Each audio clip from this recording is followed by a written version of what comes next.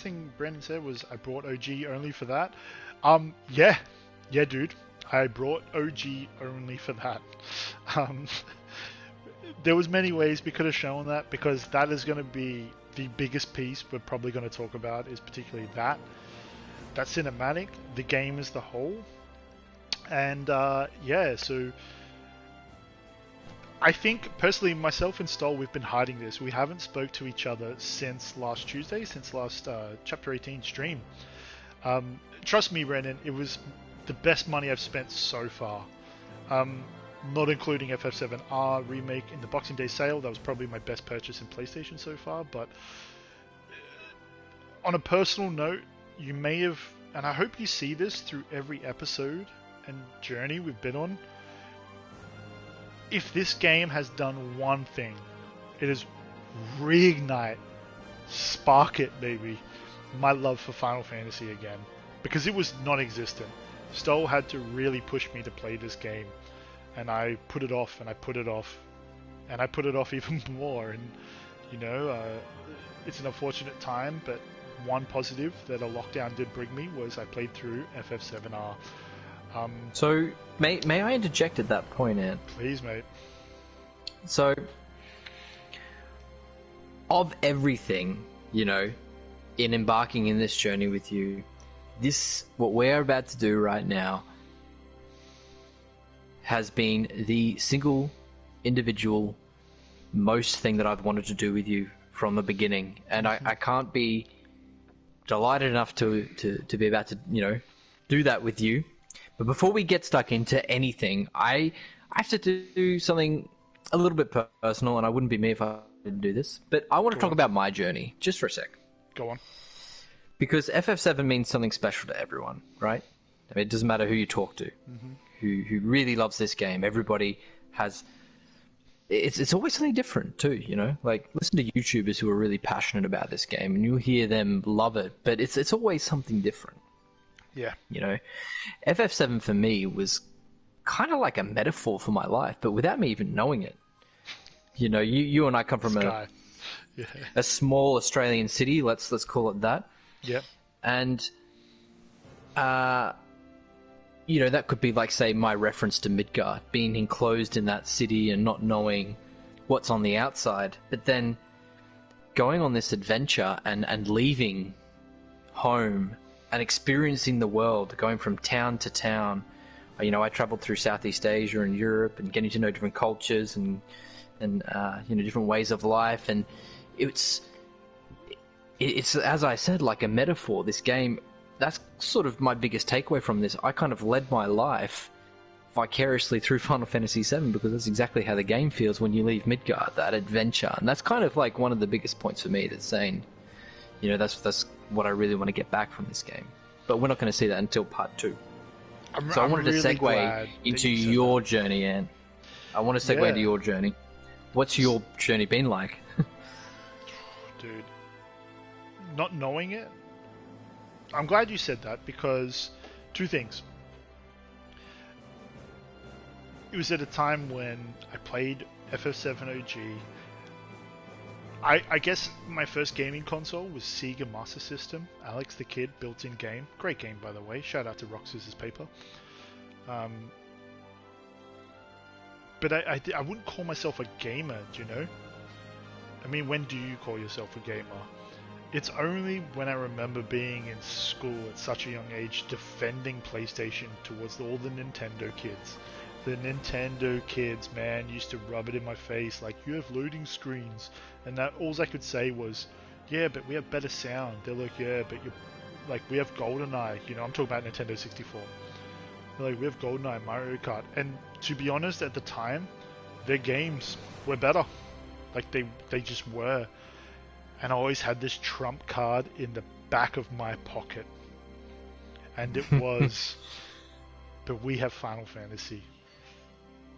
And dude, like, when I played that, that exact moment you talked about when you left Midgard, and you're like, holy shit. You just kind of like, this is why the game is 4 discs. Like, holy shit. And you just see this open world and that massive snake, and you see when Sephiroth comes down and just charges through it, the Chocobo farm. And yeah, like I was like, fuck me, like I was like, I'm investing in this particular machine, this grey machine with triangle, square, circle, X. You've got me sold. And I was on the journey, downloading as many fucking playthroughs as I could. And it's kind of in a way where you and me bonded so much when we first met each other. We talked about Final 7. And FYI to the chat and the viewers, like we're not talking like, 12 or 13. I met Stoll. I was, a young adult. I was 18, 19, and so was Yeah, he. we were We met at 19. Yeah, work. Yeah, so it's not the first thing you go and divulge. It's like, in a it's working definitely not. industry. Hey man, do you play Final 7? It's like, no, it came about naturally and it was very funny. And it's really funny to hear you talk on it like that because, yeah, like I did the same thing. Probably unbeknownst to me, I don't think Final 7 had an effect on me as to why I moved country. I wanted to explore and see the world. But it's kind of what I said before. Playing the remake has relit that passion. And I want to touch on it. The reason why we played that video at the start, Brandon, and very much so, you mentioned, you said you cried when you first watched this. I'm sure Stoll had the same emotions. I didn't. I watched it. I was like, cool. I was like, cool, ready for it.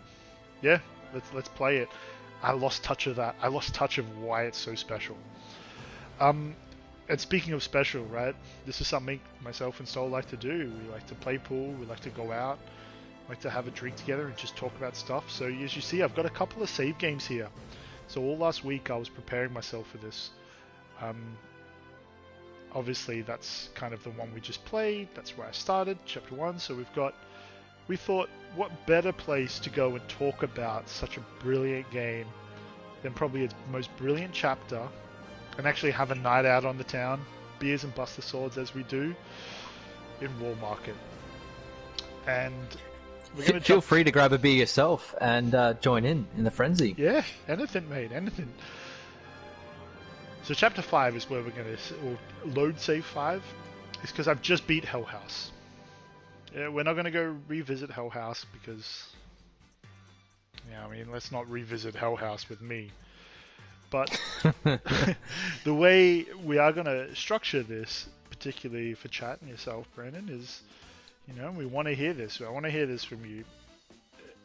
I thought the best way to structure this, and me and Stoll talked about this for a long time, was loosely based it around a start, stop, continue. Because I do want to divulge the reason why I'm playing this game, other than just FF7 fandom. Now, I'll say this now, for a personal note, I'm a very big Last of Us fan, and I played through Last of Us 2, and it's an amazing game, and no spoilers for Last of Us 2. I would encourage everyone to just go play it.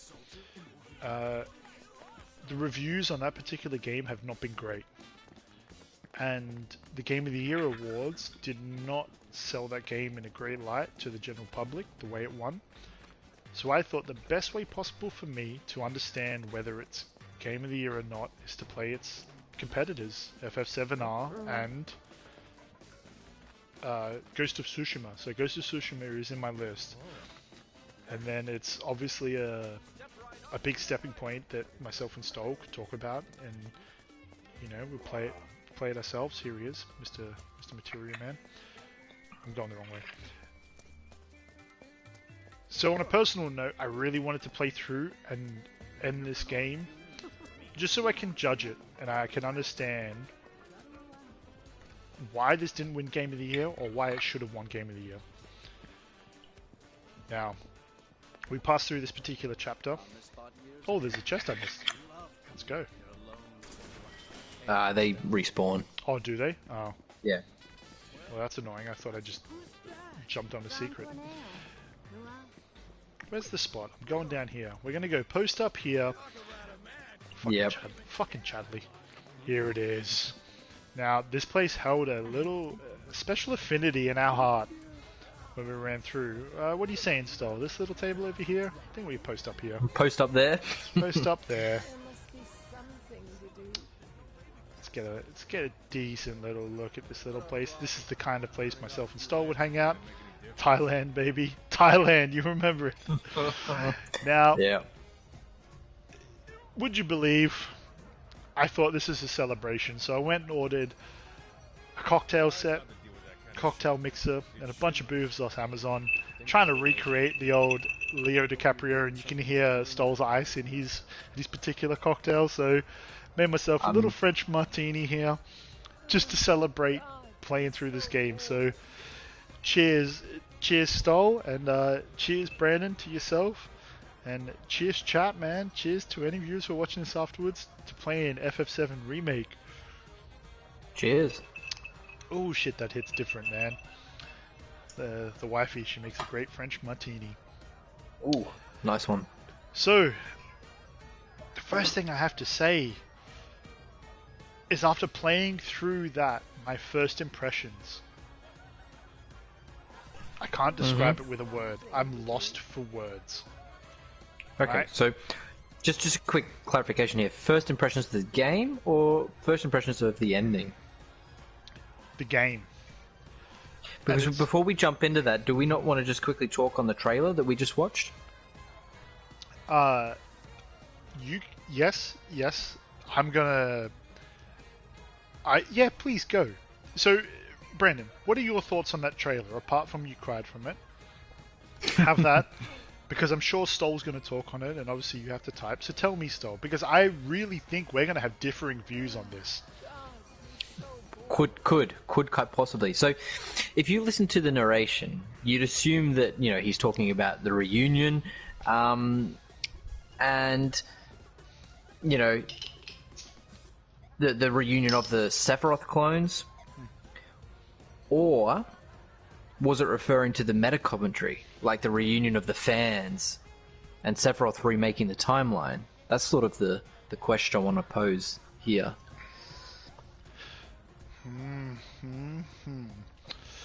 What do you think? Because this is the thing, it could have been in front of our faces the whole time. Since 2015, Square Enix's ideas for a remake could have been in our faces this whole time. Yet, we just weren't listening to the narrator. And the thing I love about that is that it is so reminiscent of the OG advertisement. I don't know if you've ever heard it. It's very, very simple and it's kind of funny, but the dude's voice is exactly the same. In a land far away. I wouldn't know, but it wouldn't surprise me if it is. Yeah. So, the feeling I got when you first spoke on it was anger. You were like, when you first watched that trailer, you told me, you were like, oh, this isn't, like, is that what we got? Even just then, you were like, look at what Midgard looks like, is that what we got? I thought disappointment first. Exactly what Brendan said, raptured, disappointment, then satisfied. Yeah. You even heard me say it as we were going through. I felt like that was the Midgar we should have got. That thing sounded dark. And if you ask me, this is what I'm pinning this on. The PG rating really hurts Remake in so many ways. Like, just point in case here, Genova's blood wasn't just blood in OG. It meant something much, much larger. Something had caused the scene in Shinra Tower. Something traumatic and harrowing had happened, and you didn't see it. You're left to your own devices to conjure up what that might have been, right? It was very effective. Sephiroth, the whole Jaws, lead up type thing. You see President Shinra, the game's main antagonist and the president of basically the governing body of the world, right? The guy who easily captured you, found impaled just a few hours into the experience, and you go, shit, things are going to get crazy, right? All without the use of whispers or epic sword fights in alternative dimensions. So, I'm sorry, but the ending, it almost feels cartoonish, you know? And it's obviously the complete opposite of OG.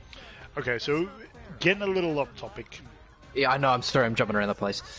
So, the video though, the trailer, the 2016 trailer. Yep.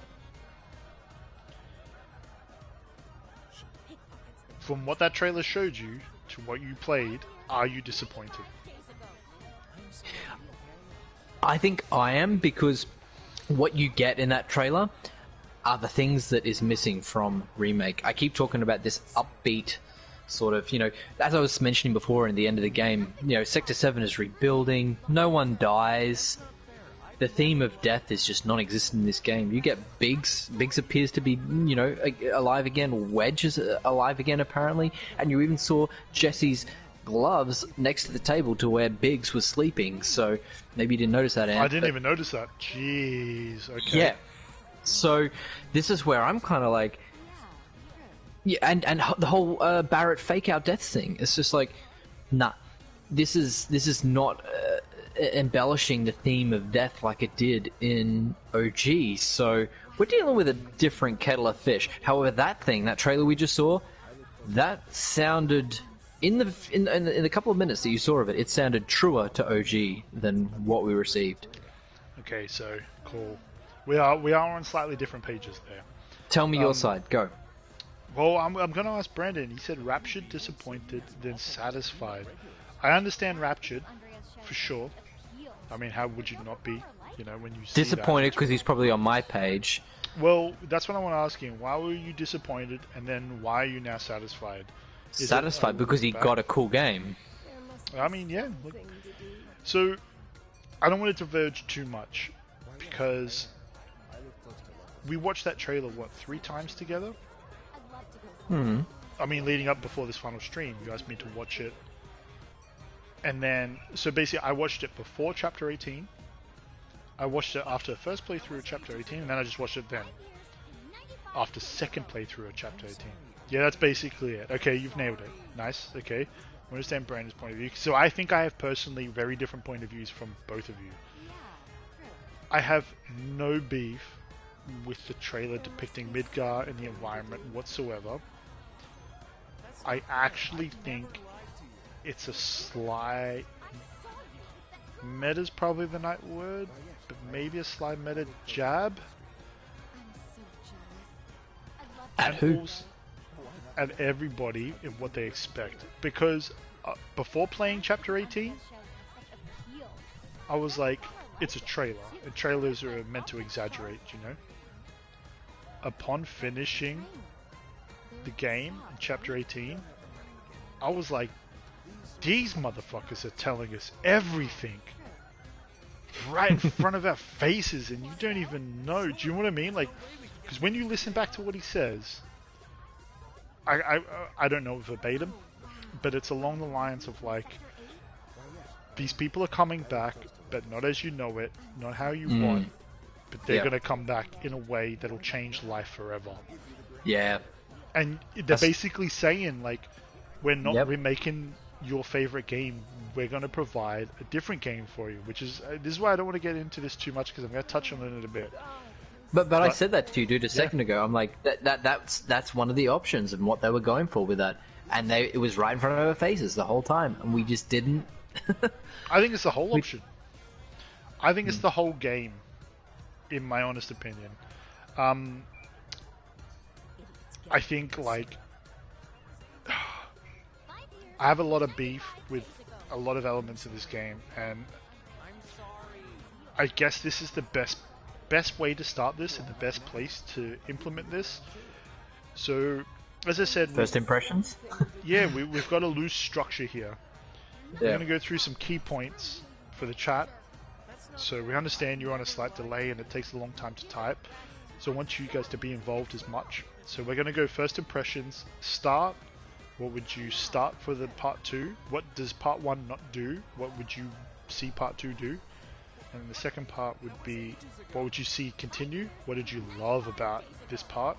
And what would you want to see continue? No, apologies. I take that back. It's start, stop, continue. So what would you start in part 2? What would you stop? Don't do this anymore. And then what would you continue in part 2? So we're going to start with first impressions. And first impressions upon finishing the game. I'm really happy I'm not doing this as it was meant to happen last week. That sounds really weird. As much as I hated what happened last week, I'm very happy that it didn't, because I don't think I would have had a good impression of it. I'm not saying it's better now. I'm saying that if you had to ask me to rank this game out of 10, 10 out of 10 being obviously a perfect game, 9, 8, and this sounds very harsh, but I have to give it an average game. I'm not saying that because it's average hand. It's average at best. And hear me out. Wait. Do you have a number? Like 1 to 10? 6, 7. Yeah, okay, that's fine. Now hear me out. The things this game does well are 10s. Music, battle system, even to the point where they change the weapons in cutscenes. That is 10 out of 10, baby. But the things it does not do well are so bad, it pulls away from the whole game. And I think personally, maybe me being not as much of a Final 7 fan as yourself, Stoll, I have this opinion. Because I can't ignore it. I just can't ignore that. Like, I can't ignore pacing for nostalgia. Like, if I look back, I can't remember what episode, 5 or 6 we did. Those side quests were so bad, and then the second dungeon was so bad. It goes from a 9.5, 10 down to a 6, 7. Like, it just has to. Under the plate, you know, like railroads, all that stuff, that was horrible. No. The Looking for our parking space. No. Not all dungeons. The side quest. Side Okay, quest, Brandon, okay. cool. Continue the battle system, definitely. Yes, mate. Stop the whisper and side quests. Thank you, side quests. Shut up. Start multiplayer. Start multiplayer. Love that. Camping system and whole playable party. So, Ooh. just before you guys get too underway here, I wanted to do this at a more granular level. So, can you give me... Sorry, just forgive me for wanting to backtrack for 2 seconds. I want to go back to first impressions before we get too granular on this. So, FF7 broke sales records for its time. You know, its brand recognition has only gotten stronger over time, right? Yep. Remaking it was unfortunately inevitable. Well, I say unfortunately. It depends on your point of view. Yeah. But I want to ask this question. What is the point of a remake? What would you say? Well, yeah, this is where I think they use that word against you. Because everyone thought remake, I think so too. they thought remaster. They thought we're getting the OG just looking like this. No. But no, they remade the whole game. We got a sequel, basically. Yeah. And this is... Okay, so... Are we here? Are we going to do this? I don't want to get too deep into this. We'll touch back on this. But what I want to say is... PS4 sales increase when FF7 releases? Shout out, Stoll. I'm in that boat. I'm sailing up that creek. That's exactly what I did. I didn't have a PS4 until they announced that. I'm like, Amazon PS4, immediately, give me that. I want to show them I'm doing this because screaming at Stoll to buy one for the longest. Anyway, so it was clearly like a highly anticipated game for 2020. It was one of the most highly anticipated games of 2020. But I think it's important to mention that this was one of the most anticipated games of the whole decade. Oh yeah. You know, like people don't give that its dues. This wasn't just about 2020. People have been waiting for this thing for a long time, and people had expectations were quite frankly impossible to meet, and probably still do for future installments of the game as well. To be fair. Brandon, I bought PS4 solely for FF, what's that, 15, 7, and Kingdom Hearts? I mean... FF15, 7, and Kingdom Hearts. Yeah, good on you, dude. Like, I mean, you're missing a lot of other great titles if that's solely what you play, but I completely understand. And it speaks testament to that trailer and to, like, FF franchise in general. Or Square Enix, right? Because Kingdom Hearts, Square Enix is... Yeah. Yeah. So back to what I was saying. I think it met a lot of people's expectations, and for some people's expectations, it blew them out of the water. So, considering its very tumultuous development cycle, i.e. the director was announced before he even knew, and, the whole swapping studios thing and blah, blah, blah, I think FF7 has been a relative success. I mean, its sales have been pretty good. Yeah. But I wanted to just touch on our first impressions. So, playing FF7R for the first time for me just felt completely surreal. Proper fanboy. Just, I can't believe I'm in Midgar right now, running around. It took so long for me to actually, sink into the fact that I'm in Midgar, and it gave you this sort of, this feeling of nostalgia that it was all there.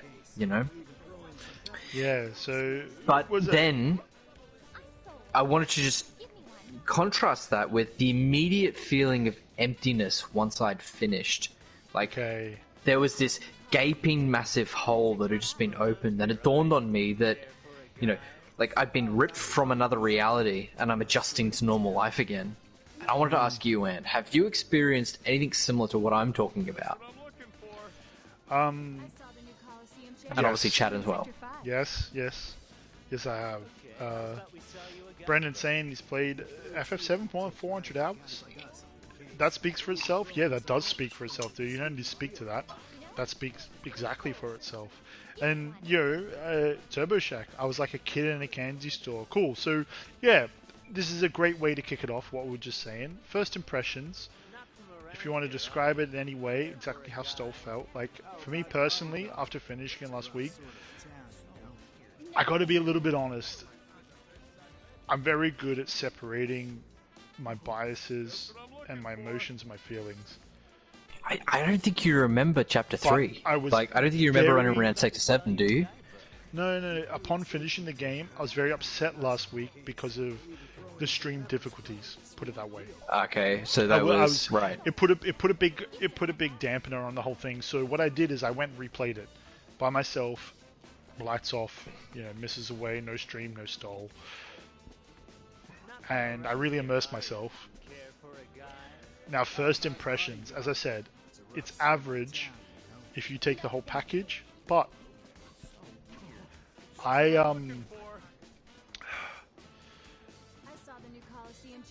think I'm blessed that I'm not so much OG driven in terms of and I'm not, saying that you particular guys are wrong or right. Anyone who loves OG, I'm not sold that much in terms of if it differed from that, I'm okay with it. As long as you told a good story, I'm okay with whatever you want to do. So you're right in the fact that when it finished, I was like, man, this was a sick game. If I took out its flaws, I was like, this was so sick. I can't wait for part 2. This whole point I'm trying to get on is the reality rip. You were in Midgar and now you're not. Did you have that? And chat, did you have that? Oh, I'm not in Midgar anymore. Oh, the pacing. For me, that's how into it I was. I was what I said before. The pacing in the arc, they made I think they made a crucial mistake with Chapter 18. It's because, I'll say it now. I feel like yourself, Stoll, Brandon, maybe if I speak to you, Turbo, I don't know how you felt. For me, not knowing everything about Crisis Core, not knowing FF7, not knowing anything, I just felt like this game would have been so much better if it ended at Shinra HQ and we were driving off the highway, we beat the Tonka truck, and then Sephiroth appeared and then it was to be continued, or something very vague. It was such a pacing issue that it really just blew me out of the water. I was just I said it to Stoll off stream. I called him straight away after I finished this game, and I was like, mate, I need to talk to you. I need to talk about this, because I need to talk about someone. I can't save this for stream. I was like, it's like I was watching black and white television and it went to color, or I was watching color TV and then it went to black and white. That's what it felt like. It was 1 minute, we were in Midgar, we had the Avalanche arc, and it felt natural. It felt like they extended the Midgar playthrough of OG. Then all of a sudden we're in the dawn of creation. Stop flirting with Aerith, you creep. Lol. That's pretty funny. I mean, that's Was that an NPC or was that? Oh no, that was Brandon. that's WALLARKET. Yeah, But I like, like it. But yeah, That's how it should be. I felt like Feel threatened. I felt like you went from black and white to color, and it's like, I don't want to be in the moment fighting a revolutionary environmental cause as Avalanche, then all of a sudden standing on the side of creation.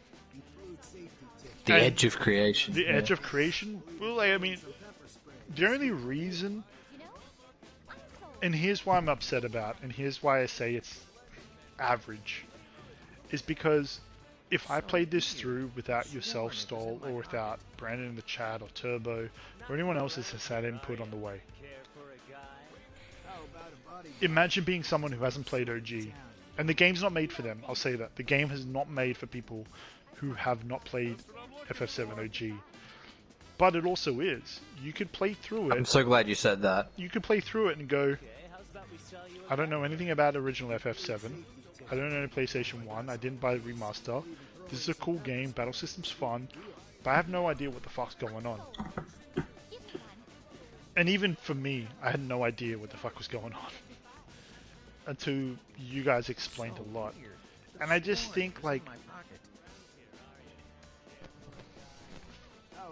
you traded a coherent, really good story for layering. You wanted to layer secret this is bits kind of for every something person. I wanted to say is that, you know, who is this game for? There, exactly. Like, okay, if you understood everything that's going on, if you've watched Advent Children, if you played FF7 OG, if you played Crisis Core, if you, I don't know, add in anything else, you're going to get Chapter 18. Now, peel back. If you haven't played Crisis Core, you're going to miss a couple of those cutscenes. If you haven't played Advent Children, or watched Advent Children, sorry, and only played FF7, you're only going to get so much. But if you haven't done all three, then you're not going to get the whole arc change. And the arc change is so sudden and dramatic that it's really off-putting, even for someone who knows it all. And yeah, it's just you not know, coherent like, storytelling. Is it for veterans? Yeah. For newcomers? Hell no. Like, it's. I mean, like, excuse me for my French. It's a shit show for newcomers. Oh, it is. Quite honestly. Yeah. I wanted to ask you, Ant. So, how do you see this with the GOTY title? We sort of touched on this a minute ago, but what are you saying then? You said you give it a 7. You're saying Game of the Year title? Yeah. How does this marry up to the Last of Us 2? How does this marry up to Ghost of Tsushima? Are you ready to do that, or is this not something? Yeah, you want? if you want me to ask, if you're asking me, I want to hear your honest opinion. We're all waiting. Yeah. So, I mean, firstly, Brandon is like, yeah, I'm all about coolness. Whispers is definitely one thing I don't want my friends to see. Yeah, that's fair. And you need to change the story to make it work in an episodic format. I'm not against changing the story. I want to make this clear, because I very much enjoy the story, which we'll touch on. I very much enjoy what's happened. I dislike the change of pace. That, like I said, 1 minute, it's like we're in the Shinra arc, if you will. I like to break this up into Slum arc, Plate arc, and then Shinra arc, and all of a sudden Edge of Creation. It's just, it feels rushed, and it's not well directed or out of pace, in my opinion. Now, to answer your question, Stob, Game of the Year? Oh man, this is a deep convo. Because there are elements of this game which not only put it in contention, or put it in discussion, it puts it in contention. And there's a reason why we chose this particular place, because I think everyone can agree WALLARKET is the best chapter in the game, by far. It is by far. One, the environmental design, the sound, the visuals. This is the reason why I ran to this particular place. If you don't know, I sat here with the capture card for about 2 hours by myself yesterday, just trying to get the colors right. I hope they look okay. Well, we're streaming through PS5 at the moment, but this is not something we asked for, but something we knew we needed, if that makes sense. Because everyone thought they were going to recreate WALLARKET like the old school way, with just the tents and it will look dingy. But this is what WALLARKET should be. So there are elements in this game that I understand why it's up for nomination, but pacing, I'm going to get into it in the second half when we talk about stop, because I'm very critical of this game, and not that I'm a game dev, but I go really hard on it in my notes. It's not game of the year, just on its battle system and its highs like music and the cutscenes alone. That doesn't. Yeah, I think individually we'll get like from point to Yeah. point. I absolutely agree with what Shaq just said. Like pacing is a huge issue. I just need to quickly just do a quick intermission to the little boys' room. Back in a minute. Go for it. Yeah. So if you want to keep talking. yeah, like is this better than Last of Us 2? Or Ghost of Tsushima? Well, I haven't played Ghost of Tsushima yet. It's in the library. I'm about to play through it. Are you asking me, is this better than the game of the year that I played? No. Do I have more nostalgic connection to Last of Us 1, and that's the reason why I love Last of Us 2? Absolutely. But I guess the point is, if you're brand new to Final Fantasy, you're not going to have those same connections, and it's a shame, because what this game does right, it does really right. So I've got a friend in Turbo, if you're still in the chat, you'll know her, Monica. Her husband, he played this through, and they played it through.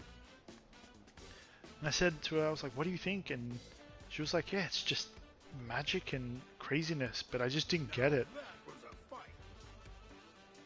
And I completely get where she's coming from. It's cool, swords are cool, magic is cool, but whispers, like, what the fuck? Like, it just doesn't make sense unless you've played the first. So yeah, I'm okay with storytelling and changing stories, and it's a really great game. It's just a shame that the side quests and the pacing let it down, because they were so bad. Like, if you're not a fan like Stoll or you guys, I don't want to subject you guys and say that you guys are so into it, but I remember there's a point in this playthrough where Stoll kept harping on. He kept saying, like, I very much like that I can explore Midgar and I can explore the slums. But to me, as someone who didn't want to do that, who just wanted to experience a story or a remastered story, I was just like, this is really shit. I shouldn't have to look for cats. You know, I shouldn't have to look for wooden swords. Like, and the reason why I know they can do it better is because Leslie's story is great. Jesse's story is great. Those added in elements are great. But that whole extended fucking side quest thing, man, that was long. So if I had to rank them, Last of Us still beats it. Can I interject, Anthony? I'll take FF7R's Metacritic score over The Last of Us 2's. Well, yeah. May I say something to that? The best way to fail as a critic is to suggest that something's perfect without fully exploring why. I mean, the reason why this all kicked off was because of our discussion around that. You know, and yeah, I don't think you can take any Metacritic or any score on Last of Us seriously because of what's happened with that game. It's pretty messy. Yeah, I'm truly in the boat of play Last of Us 2, and whatever you think of it, that's what you think of it, as opposed to reviews up and down. Now, first impressions on this game, I do want to say, because it feels like I'm being really cynical, fucking amazing. There are moments in this game where I giddied like a little girl, man. I said it before at the end of the credits, like the detail, I'm not sure if it can show it, the detail in the Buster Sword, that two-tone, that shit does not go unnoticed on me. The little swivels in Sephiroth's sword, right at the end game. Attention to detail is of the highest level in every aspect of this game. You can definitely see that they've gone, the extra mile in many different things. but it's not. Because the settings are pretty shit. But to the characters that you like really know and love, it's there. Like this guy. We've seen Skinny Jack Black before somewhere, just in a different set of clothes, you know? Like just before, we've seen two NPCs walk through.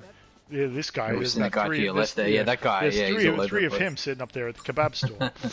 But in where it matters, in the cut, this guy's just hanging a shit. He's just over it. Fucking, there he is, boat shoes again. But this is my point. Like, it doesn't matter. Yeah, the background is the background, but the detail on the weapons, the materia, mate. Like, if you're going to invest in something, invest in that. Invest in something that makes you feel like you unlock this weapon, and now it makes a difference. For sure, dude. There's a couple of messages that have come through. The way the characters interact with each other is perfect. I'm glad they take time building the characters. Brandon, Jesus, mate. Yeah.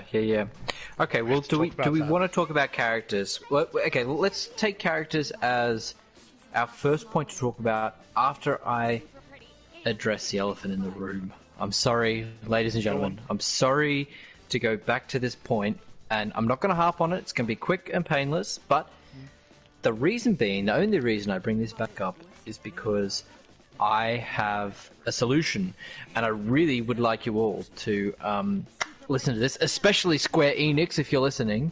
But Stoll, before you do on, I'm going to have a tiny intermission for myself. Whoop. I'm going to have a tiny intermission go myself. on. I can still hear you, but just go on. Okay, no problem. Good. So, elephant in the room, you know. People were cheated. The game wasn't sold as what it was marketed as. False marketing. You know, legitimate case for in court for that, I feel, you know. And that, you know, that's the reason for the controversy and why people were so up in arms about this whole thing. So, you know, retconning what, you know, a beloved story from people's childhoods. So they feel betrayed. That's basically that argument. And I get all that. And to be fair, I'm actually one of them. But I have a solution. Yeah? Just all that, we know that. That's something we've mentioned many times on the stream. I think a lot of people have talked about this. You know, you've just taken our childhood thing and done what you will with it. Here is the solution. Now listen to me very clearly. You know, everybody, Square Enix, this is for you. Have a director's cut. We know in Hollywood there's not always the you know, the end product of a film. Sometimes a director might release a second release, and this release is normally called the director's cut. So it's kind of like just a different take on things. Sometimes it's a different ending. Sometimes just certain things are a little bit different. So my suggestion is develop an OG remaster alongside remake. Okay? So it doesn't take that much to make remake a remaster, if we're going to, you know, draw the line in the sand that way. So, yeah, you're going to have to change Aerith's dialogue here and there.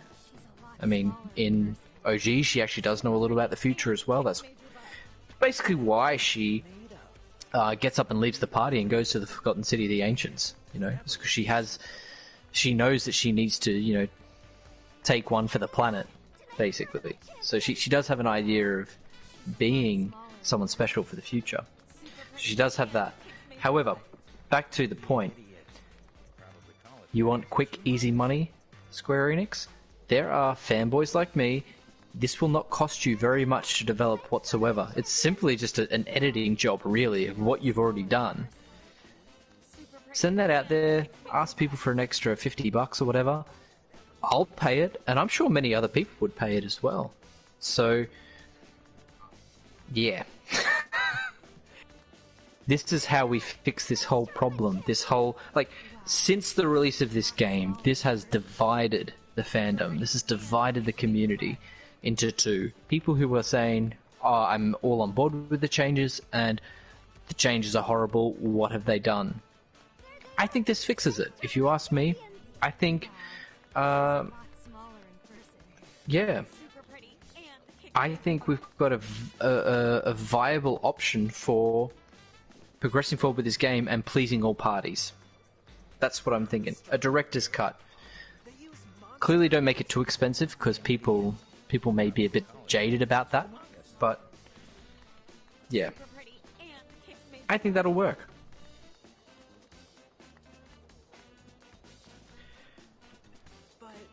I don't hear any audio right now, so I just want to double check that I'm in the stream. Okay, so Brandon has responded. Ask the player in the menu, do you want to experience OG or remake? That's, yeah, exactly. From day one, you could do that. Absolutely agree. So you're covering all bases, because it, as I'm saying, it does not take that much just to edit specific things. You know, like Aerith doesn't say that anymore. Get her voice actor just to say a couple of extra lines, and then that comes in later. And it's honestly not that big of a change to the game, just to get things to go down the path of a traditional remaster, as you might think. So that solves that whole issue. That's my idea. Square, take it, do it, take my money. It's yours. Okay. Just wanted to do another Leo DiCaprio. Ting! I'll add the sparkle off the eye afterwards. I'm actually finishing up my old-fashioned here, so... Yep. Mate, I'm jumping back onto beer. Director's cut? Mm-hmm. Not gonna happen. Director's cut. I will say, let's get a little bit more appropriate. Scenery, not this guy, fuck you. Yeah, go back to the party, man. Thailand. Wait. That guy said eat him two at a time and their flavor will change. The director's cut's coming, but not in the way that you think. So, this is a little off topic, but I think it was recently announced that Part 2 obviously is going to be a PS5 exclusive, but before Part 2 comes out, there's going to be I didn't hear about that. Well, not exclusive, sorry, it's going to be a next-gen exclusive. But before Part 2, there's going to be a, how do I say, there's a PS4 to PS5 upgrade. I'm not sure if that's exclusive to Xbox, I don't know. But there is going to be an upgrade, and they're going to make myself pay for it, because I've already bought Final 7 for PS4, where most other games are being free upgraded. But the reason they're going to make you pay for it is because they're going to have DLC. So additional content. We touched on this previously. The weapons menu, as you said, you feel like there's something missing. You know, extra missions. So director's cut, no, but there are additional things coming. I don't think it's going to affect the story. I hear what you're saying, but I disagree with the director's cut. Whether we think they're coming or not are two different things. I don't think Square Enix even has this on their radar. Hence why I'm saying it, because I would really like them to. But I don't realistically see them actually doing it. But it's something that I would ask for. And just because I'm an OG player doesn't mean I'm not interested in the direction that Remake is taking. I want to make this abundantly clear, is that I'm all on board with changes and whatever they're doing, this whole new storyline, this whole new idea. I'm on board. I want to see it. I want to see the end product. As I said, I don't even want to make a judgment on it until I've seen it in its entirety. Yeah. Sorry. But I still want the option of director's cut. But here's the thing, I don't think there is one. I don't think there's stuff that they trimmed that affects the story. Like, that just doesn't make sense to me. It's not like a film. It's like, I think this is so meticulously planned that everything they put in was in there for a reason. Like, it's too I think so too. It's too down the wire, so there's no director's cut, so it's either accepted. But this is what I'm saying. You need to be, like, with your localization teams, with all that stuff, you need to be recording extra lines for Aerith. She needs to be saying different things because she's clearly from the future. We know this, but her to just not say those things and then have the characters do different things in certain moments. I mean, you're really talking about very specific moments. You touched on something massive there, mate. It's not a massive amount of changes they need to make to get this to kind of just be the remaster that everybody's asking for. That's basically what I'm getting at. But yeah. I think Brandon has nailed this on the head. Let the modding community do their magic. Yeah, because if Square Enix doesn't do this, if they're not smart enough to make money from it, don't worry, modders will sort it out. Yeah, but then it's just the coding is going to be difficult. Now, here's where I have a slight disagreement, slight beef, but also a positive spin, is that this is what bothers me the most about this game. And it's why I'm going to play it through on hard, because I've heard this. By the way, we're still on first impressions. It is... but characters is the next point. Well, is... everything Aerith says makes sense if you know OG. Pretty... Yeah, no, hear me out. If you know OG and you play it through, it makes sense. You don't need to change Aerith's... this is what I hate, dude. This is my biggest beef about this game, but also my biggest love. Is like, everything Aerith says is interpreted as, on first playthrough, as like, oh, she's kind of a spiritual character. She's kind of like enlightened in a way and says these things to you and it's kind of relaxed and go-lucky. But then right at the end, you hear that thing like, she's like, you're wrong. Everything about you's wrong. On first playthrough... Seems out of character, right? Well, no. On first playthrough, you're like, yeah, okay, this is the boss. When you know OG, you're like, she's saying this doesn't happen. And then when you have played OG and you dive deep into the lore, as you guys have done, and you have told me, and then you replay this game, you're kind of like, something more is going on here. And I hate that it's layered in that way, that you need to play it over and over to really look into it and to understand. But also, I appreciate it because it is such a nod to the fans. And that's why I'm not mad at the trailer, I'm not mad at the story changes, I'm mad at the execution of it, because right now... it's just not objectively good. Well, in part, I'm going to say something controversial. Maybe it's not controversial. Go on. This isn't a remake, this is a sequel. Yeah, no, we've covered that. But it's not a sequel to OG, it's a sequel to Advent Children. It's a sequel to the compilation. Yeah. Okay, yeah. Now, I love Marvel. I've put this out there many a times on the stream. Avengers, especially. I rewatched Infinity War and Endgame. Shout out to all the Avengers fans. And before those movies, before the MCU, I've got a lot of comic books. I left them all in Australia, but I subscribed to Marvel, so, like, my Marvel fandom's in check, right? Just want to justify that before I come across as some movie lover. Do you know what I mean? Like, Stoll can back me on this. That's... I'm reading comics. Then you prove yourself, mate. We understand. There's a moment in Endgame which I texted you immediately, didn't I, Stoll? I was watching it 2 days ago because we're in lockdown, where we currently are. And me and the wifey were watching it. And it hit me and I just went, holy shit, that is Final 7 Remake. It's a bit in Endgame, spoilers for Endgame, where they're going back in time. And they're like, well, can't we just go and do this, you know, and kill Thanos and do all this? And Hulk says it, he's like, no, if you go back in time, that's now your new future.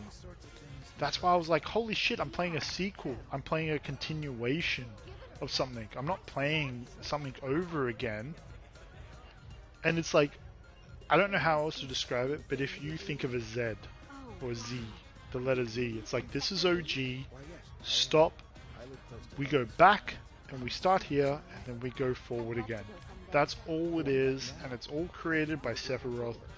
That's all it is. Like, this isn't back in time. Can I fix that? The new future. Back to the Future, Professor Brown says exactly what you want to say, but just with a blackboard. Please, and it's go on. far more easier to interpret.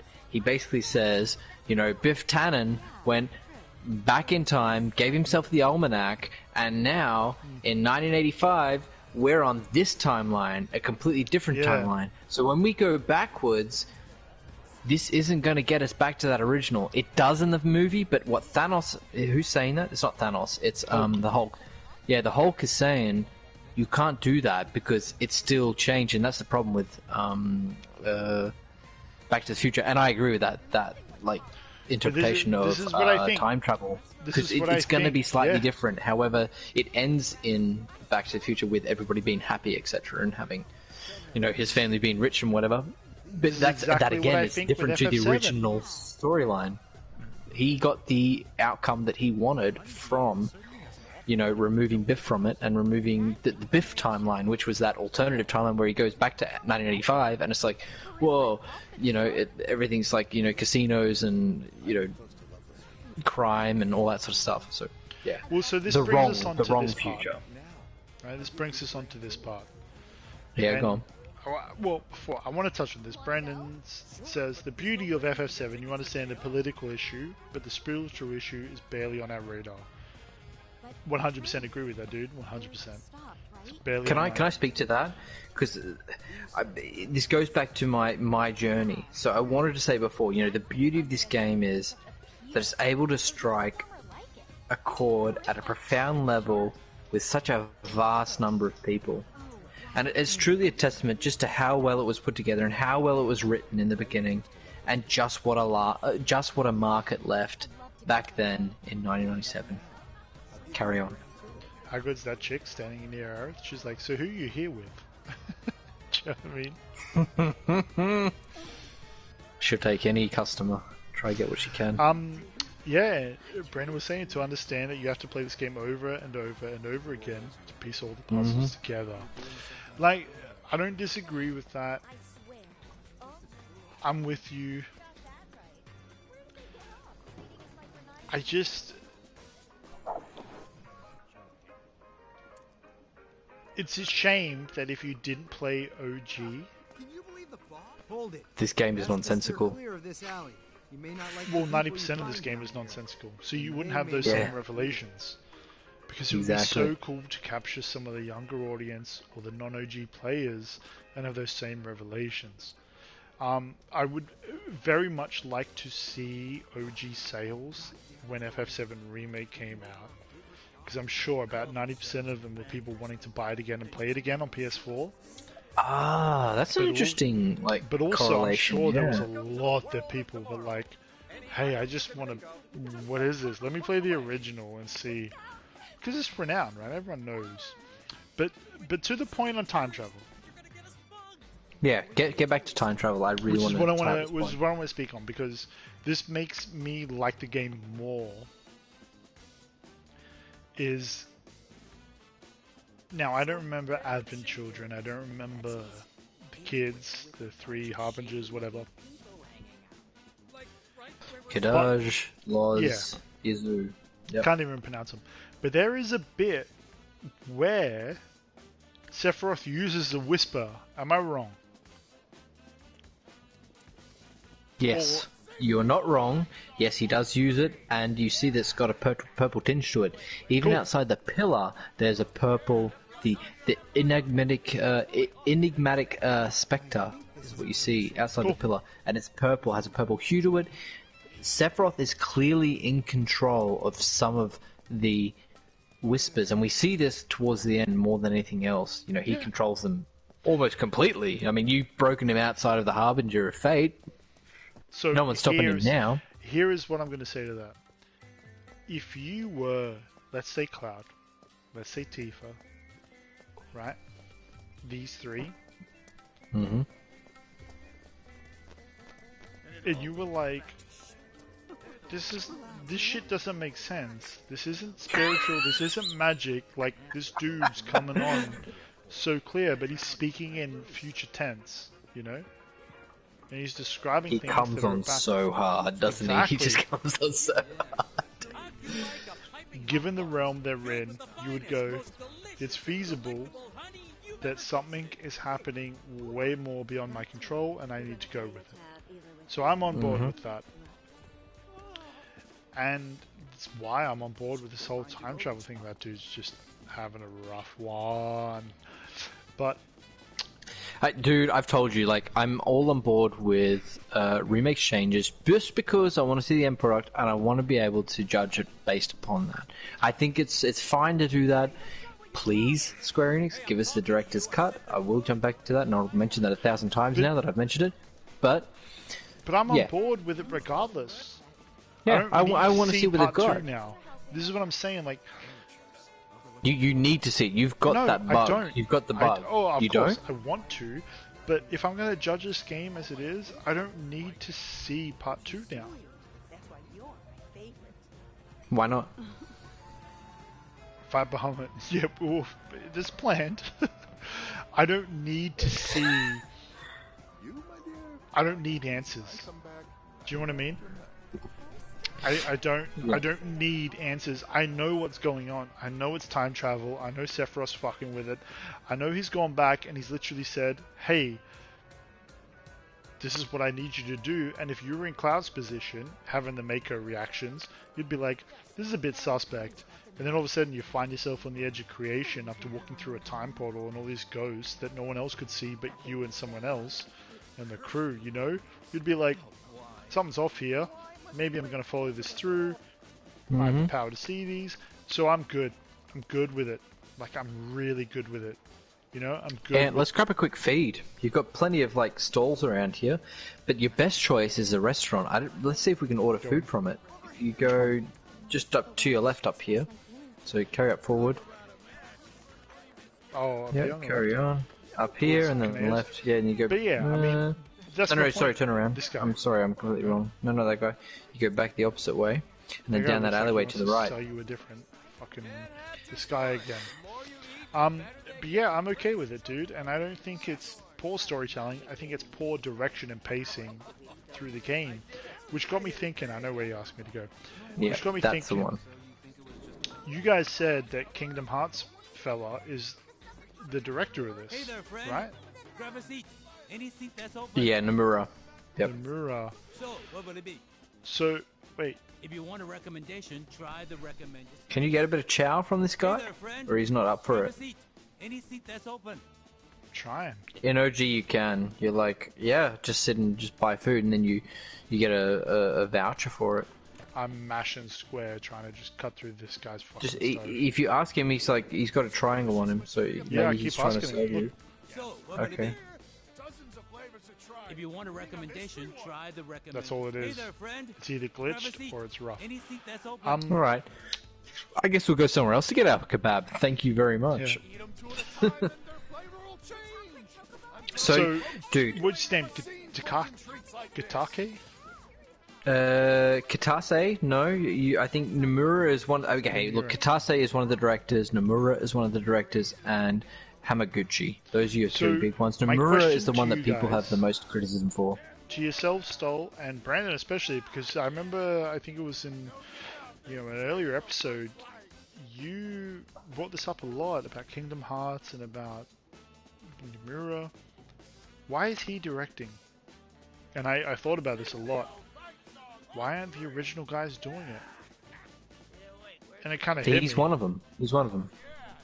Well, no, but he's not the lead. He's not the lead guy on OG, is he?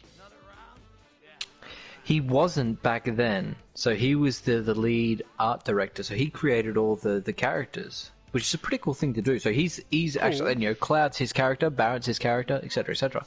But in this iteration, he's been upgraded to one of the directors. So Kitase was still, and Hamaguchi, those two, the two big directors from the original OG FF7, and they're still the directors of FF7 remake. But now you've got created the battle Nomura, system as who's well? in Nice. there as well. No, who did? Is that Nomura, Brandon? I don't know who he's referring to with created the battle system, but if he did, hats off. I think he's done a good job with that. Nomura. Okay, cool. Well, here's my thing. Because all I heard about is the backlash from him. Right? Nomura is in charge. it makes sense when I think about this. Like, I'm older, You're older, yeah. but when I played this, I was what, younger, 11. 10, 11, 12, 13 maybe. How old were those guys when they made it? They must have been at least, 25 to 30. And now they must be like 45 to 50. Yeah, they can't be making this again. Do you know? Like, they can't be going, oh, you want to make 4 discs again on a new console, on a new generation? Like, they had to pull up the understudy. And Nomura has probably faced a lot of the criticisms for it. For these boys. He has. He's borne the brunt of it. Yeah, which I don't think is right, because everyone is... I come back to this, everyone's saying, oh, where's the OG version? Why'd you change this? They're happy for the changes that they liked, but they're unhappy about the changes that they made. It's like you can't have your cake and eat it too. I've got the best answer for this, Anne, and it simply comes down to one specific thing, and it's that this isn't the first time that we've seen this kind of direction within the Final Fantasy series. Yeah. There was actually a Final Fantasy trilogy where the exact same trope was used. So, unfortunately, and I'm saying this with that strong word, unfortunately, because, this isn't original for Square Enix. Either way, it feels like super manufactured. It's just like, a chopping block. Just, here you go, here's your steak, here's your steak, here's your steak. Same thing.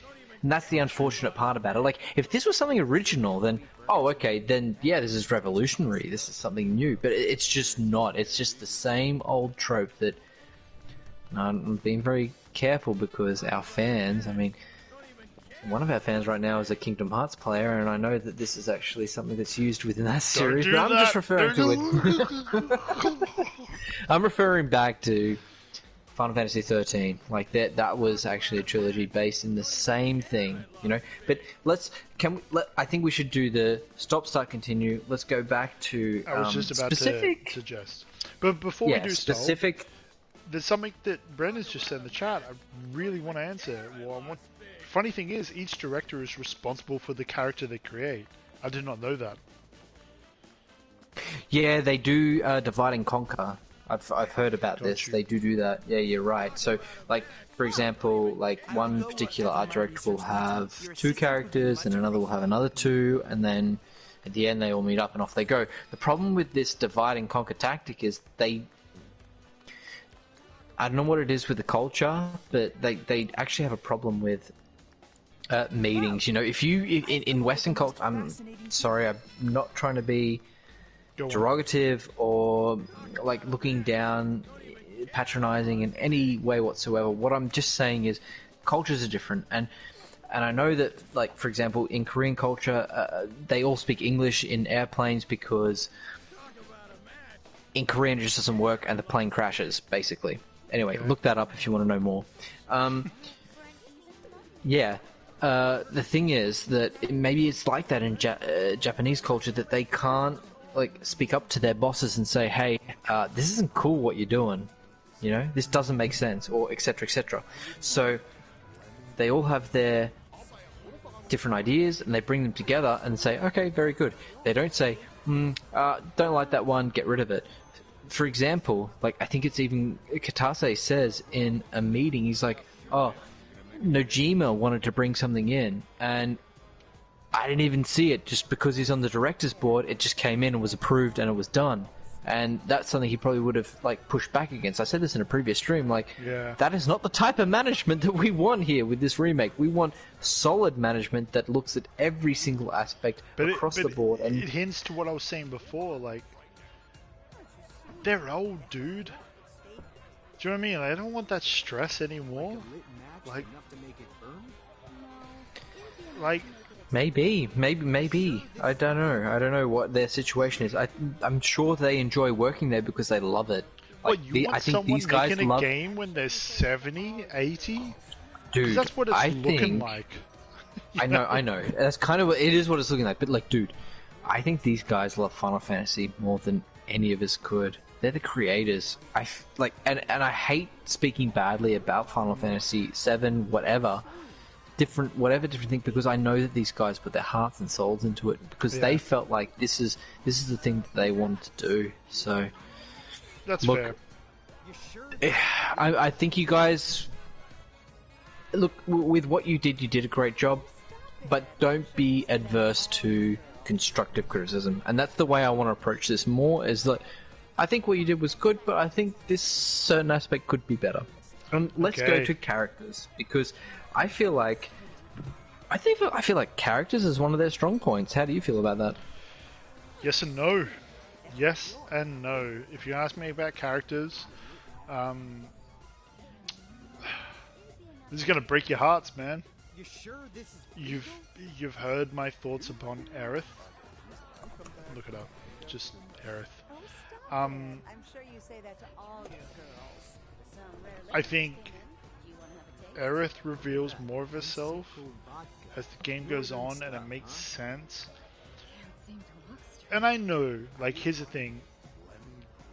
Forget Roshan. She's not really doesn't. Shit. I've got something bad to say, and I hate to be this person. And this ties really brilliantly into start. If we're going to start, stop, continue. Start. You do your start, stop, continue on characters. I'm going to do start. Well, no, okay, cool. I get it, because Cloud in the OG is very straightforward, one answer type of dude, you know? But dude, he sucked in this game for the first 17 chapters. Like, yes, you dude, you. The dialogue was so boring going through cutscenes. He doesn't give a shit. It's his character. No. Don't here's my beef. Don't defend that and be like, oh, it's just who he is. He doesn't give a shit. It's like one-word answers mean you're an arsehole. They don't mean you don't give a shit. And it's like, that's poor writing. That's easy writing. There was one. Nah, it's 90s teenage angst. That's what it is. Okay, so here's back then. No, but here's where I'll defend myself in this case. Very early on, I think it was in that very first episode, Crackly has. He talks to Barrett, and he's like, obviously I don't remember it verbatim, but it's something along the lines of like, "Where's my money? You know, like pay me." And Barrett's like, "When we get back to base, that's when you get paid." That line right there is like what Cloud should be saying every time. Not pay me, pay me, but you know, it's like more than one word. Like, I'm not collecting your cats, you know. Exactly. It's like, and yeah, Brandon, to be honest, his dialogue is almost non-existent. Exactly. So you had an opportunity to really do it. So when he was like, "Yo, where's my money?" and Barrett's like, "Hey, mission's not finished. When we get back to base, that's when you get your money." It should have been that kind of dialogue the whole time. It shouldn't have just been a no. Okay then. And we've seen that with Jesse, we've seen that with Aerith, we've seen that with Tifa. And I know they're trying to stay true to the character, but you could have seen it like way more. And you could have even given off that's who Cloud is. He can say, there's more than 4 words, you know? I didn't appreciate it. Character-wise, I thought the strongest character was Tifa. By far. We all know this. So, can I do my start, stop, continue? Please, I want to please. say, start adding variety to characters' accents. You all know this. I mentioned this within the stream. Stop the American monoculture. Continue giving us faithful character models and representations. Love the main gang, of course. I also love the supporting cast. I think a special favourite of mine was Corneo. Amazing representation of him. You know, just as see and disgusting as what I would have always imagined him to be. Yeah. I think Johnny was also a great surprise and addition. Yeah. Yeah. What are you saying to all that? Yeah, dude, like, a lot of the characters nailed it. Johnny, Kunio, like you said, like Shinra, you know, Prezi Shinra. What would be like a not so great character for you? Cloud. Cloud. Yeah. The main characters. You're not Yeah. happy with the main gang, right? I'm not happy with the representation. Like, don't remake the whole game and then keep the same dialogue. Do you know, like... It just depends on what the character's main arc is, and that's actually Cloud's main arc. Is See, I feel like he you're stuck on starts this. as this guy who's... No, Don't well, defend that's it. actually Don't Cloud's defend it. arc. Like, he starts as like he's trying to come out of his shell. I know it's so 90s see. and so tropey, but this is where this all begins. The story is Cloud is this kid who can't come out of his shell, and he's like, oh look, I'm trying to be cool, I'm trying to fit in, but he just doesn't get it. That's the whole thing with Cloud. So That's Brandon's why just he's made so awkward. the best point. Wait till Nibelheim. I hope we'll get our well-deserved Cloud there. Cool. So in the grand No. scheme... The well-deserved Cloud comes out when you get the high wind and when you get control of the high wind. I mean, it happens so late in the game because it happens after Cloud's psychotic episode, to be fair. Okay, You know? so... He doesn't know who he back. is. Take a step back for me and let me explain myself first and foremost. Because I think, not too stereotyping now, so you're diving into the FF7 OG fan. Yeah, because Cloud is trying to be Zack. That is the trope of... Well, it's not a trope. It's cool. actually the law of OG FF7. But, hear me out. That's not how people talk. Yeah, Like, I agree. If you're gonna remake the game, he can still be distant, mysterious, off-putting, and say Like, more do than all just that, but in a and say 2020 more setting. than just no. Okay, so it's Yeah. when it's like when I first heard that, like, hey, where's my money? And Barrett's like, you get your money back at the base. I was like, oh shit, new Cloud, new speech bubbles, loving this. But then it went right down the hole. It's like they carbon copied the script from a 1997 game and put it into a 2020 game, and it's But like that's it because sticks they out. did. Like, exactly, it sticks out like such a sore thumb. Okay, so You're what like, you want whoa. is like a 2020 Cloud. That's what you want. You want someone who is aware of themselves being socially awkward. However, So yeah, you can fitting just in. say, right, as an example, I don't know when this would be, but in the game, when it's just like, hey, what do you think? Whoever this is talking to Cloud, maybe Aerith, Cloud just says, no. But what he could do is be like, no, it's not for me. You know, just even like 3 more words and a little bit of character animation would sell him so much more as a character. Brandon's saying, and I think you won't get a character development part 2 as well as Highwind will be in part 3. Well, this is my whole point. Like, you should already feel like.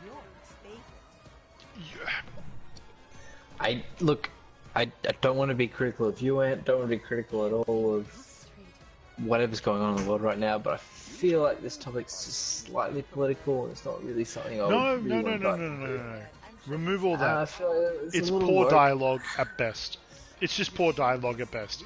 If you're going to carbon copy OG game to remake, I'm with you. But you didn't. So you need to update other things. If you're going to update the animations, if you're going to add in everything that you thought you wanted to do, like, we got wind of the characters by their arm movements and their animations in OG. But now, all we're relying on is the dialogue, because to have the same character models, like throw their arms in the air and do crazy shit, you'd be like, this character's mental. But Cloud doesn't change and their characters don't change. In my honest opinion, apart from Aerith, obviously her dialogue changes dramatically.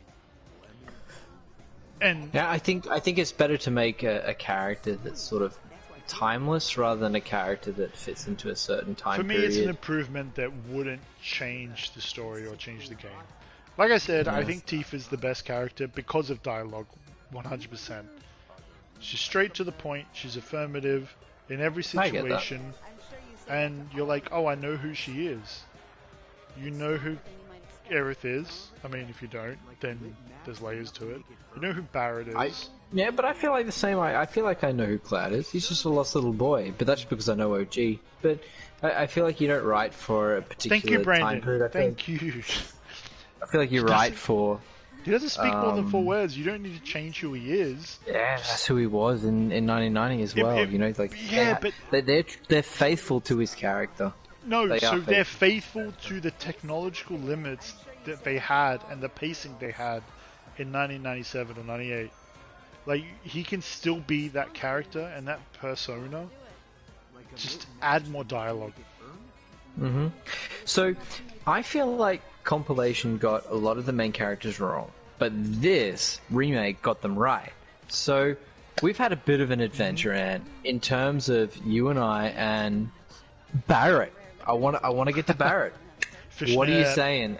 Are you on board? I mean, you know, he clearly has a morally questionable extremism. Yep, I think he's great though. I think he comes off as likable. He's a flawed character, but he actually has real depth. So, you know, tell me what you're saying.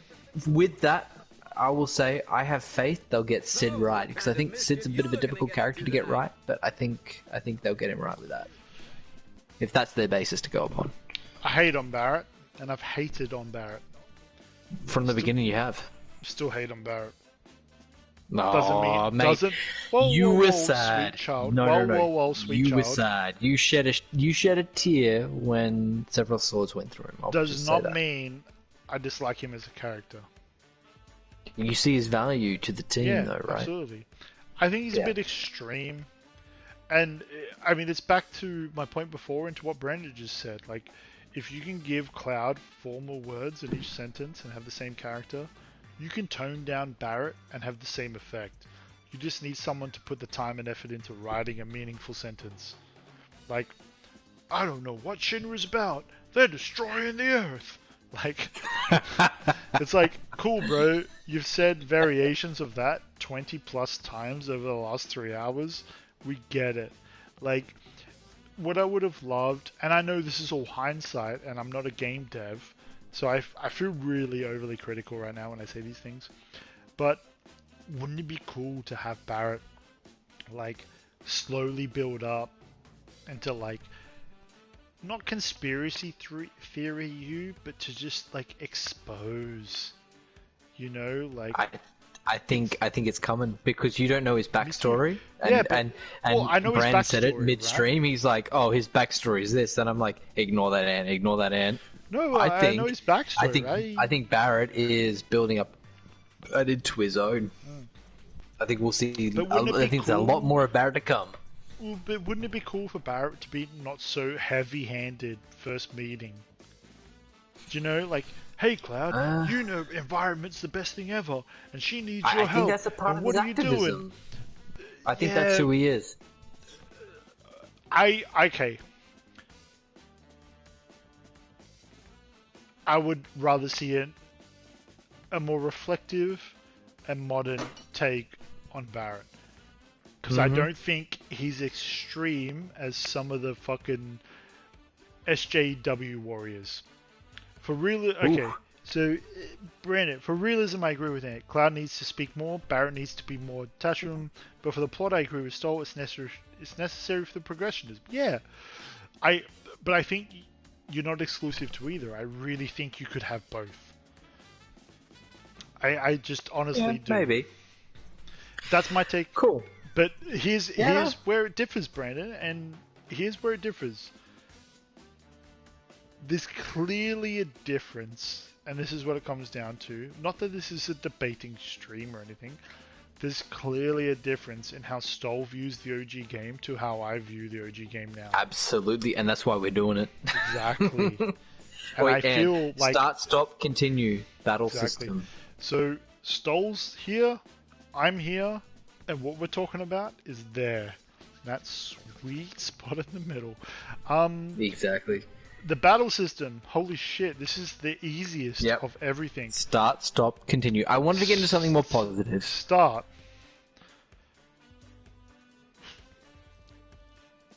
I said this is easy, but there's so many things I would start with the battle system.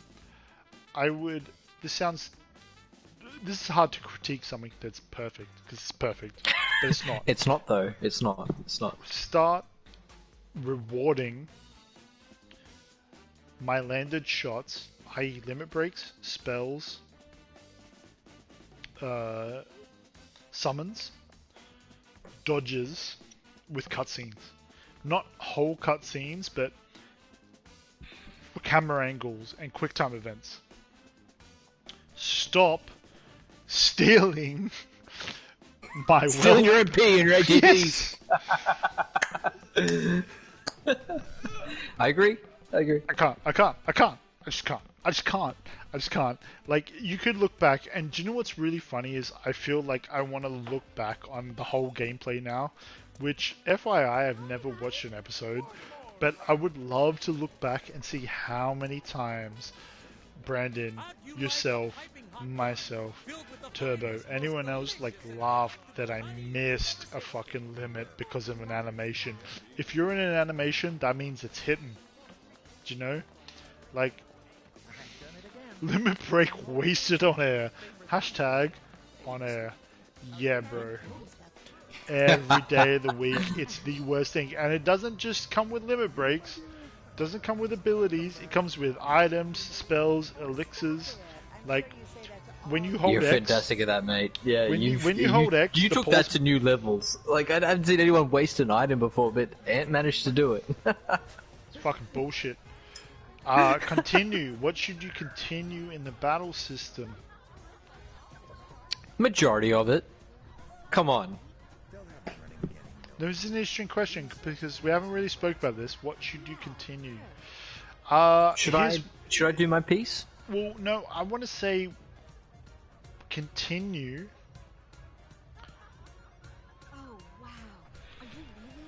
It's hard to describe because I don't know how to put it in words. But I wish my damage using items don't use ATB. That's a great one.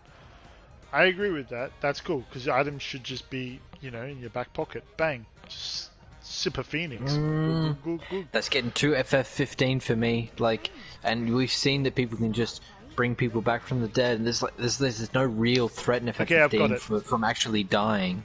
What do you because you can Phoenix down at system? any point in the game. I'm actually going to swap this out with start. What should you start with the battle system? I would like to see, and forgive me if this is already in there and I haven't noticed this, progression within a fight. If I dodge successfully, if I counter successfully, and if I land abilities, my damage should increase. So for example, my maximum shot with Barret is 200. Then I dodge. Barret doesn't take any damage. His next maximum shot should be 250. You know? Like, give me rewards for keeping my guys high and tight. Like dodging. Being smart. Like smart strategy, smart gameplay. Reward me for strategy and swapping in and out. Like, if I want someone to get hit non-stop, then I'm going to completely just switch the directional pad to them. Then just constantly heal them. And then, by the way, Cloud's like just smashing up his ability, like, and obviously there's a cap based on your level and based on your weapons. But I would like to see that. I would like to see quantitative damage. They do that? They haven't counted that? Well, fucking cheers, Leo DiCaprio meme. Didn't So, realize dude, it. okay. Just so shit at the game. Look, okay, I'm up. So, I haven't actually heard I can any still hear you, legitimate... so go on. Yeah. I haven't heard any legitimate criticism of the battle system up until now, except for the little things. And by little things, obviously I mean, you know, aerial combat, that could be better, and robbing of MP and ATB bars. We all know that those are the annoying things. But the people who say it's bad, and I listen to their reasoning, I can always chalk it down to them not exploring it completely. If you want to have a legitimate criticism for the battle system in FF7 Remake, this is what it comes down to. Staggering. The game is constantly wanting you to learn the staggering system and want you to do it on every single boss. If you want to ask me, that's the only legitimate criticism you could have of this game. You know, aerial combat, robbing of MP and ATB, those are, as we say in German, Kleinigkeiten. Yeah, just the little things. You don't even need to worry about them. Yeah, they're annoying, but they're there. But seriously, they do not detriment the game as a whole. So you can hack and slash, if you will, right? You're only going to make the game harder for yourself. You know, if you think mashing the square button is going to get you anywhere, you're sorely mistaken. Especially with bosses, you're not going to get anywhere with them. So only exploiting the ATB system and materia systems and the combinations and your SPs and getting your weapons up and etc, getting your strong accessories on there, blah blah blah, will you really come into your own in battles.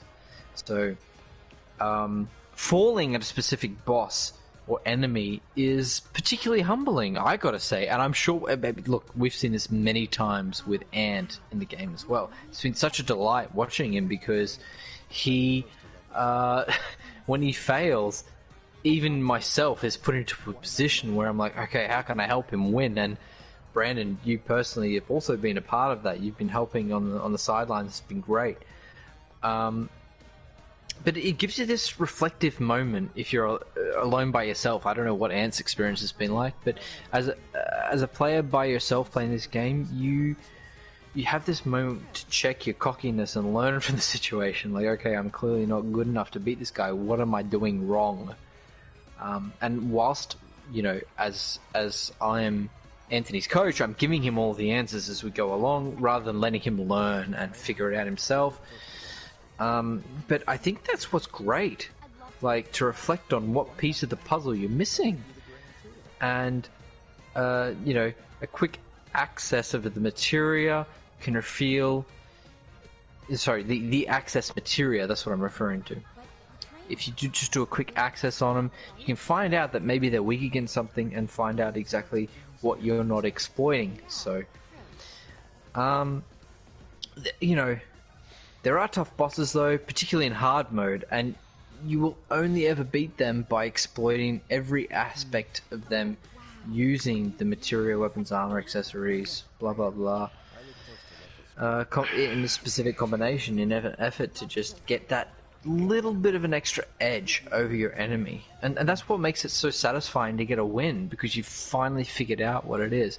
That's what I love about the battle system. This battle system is so complex, so many layers, it kills it. And for people to say to me, it's crap, it's shit, you haven't explored it. You do not understand. It's easily the best thing in the game. Easily, by far. By strides. You know, like, Brandon, I hear what you're saying, add combo like Kingdom Hearts. Dude, don't know Kingdom Hearts, but adding a combo sounds fucking amazing to this battle system.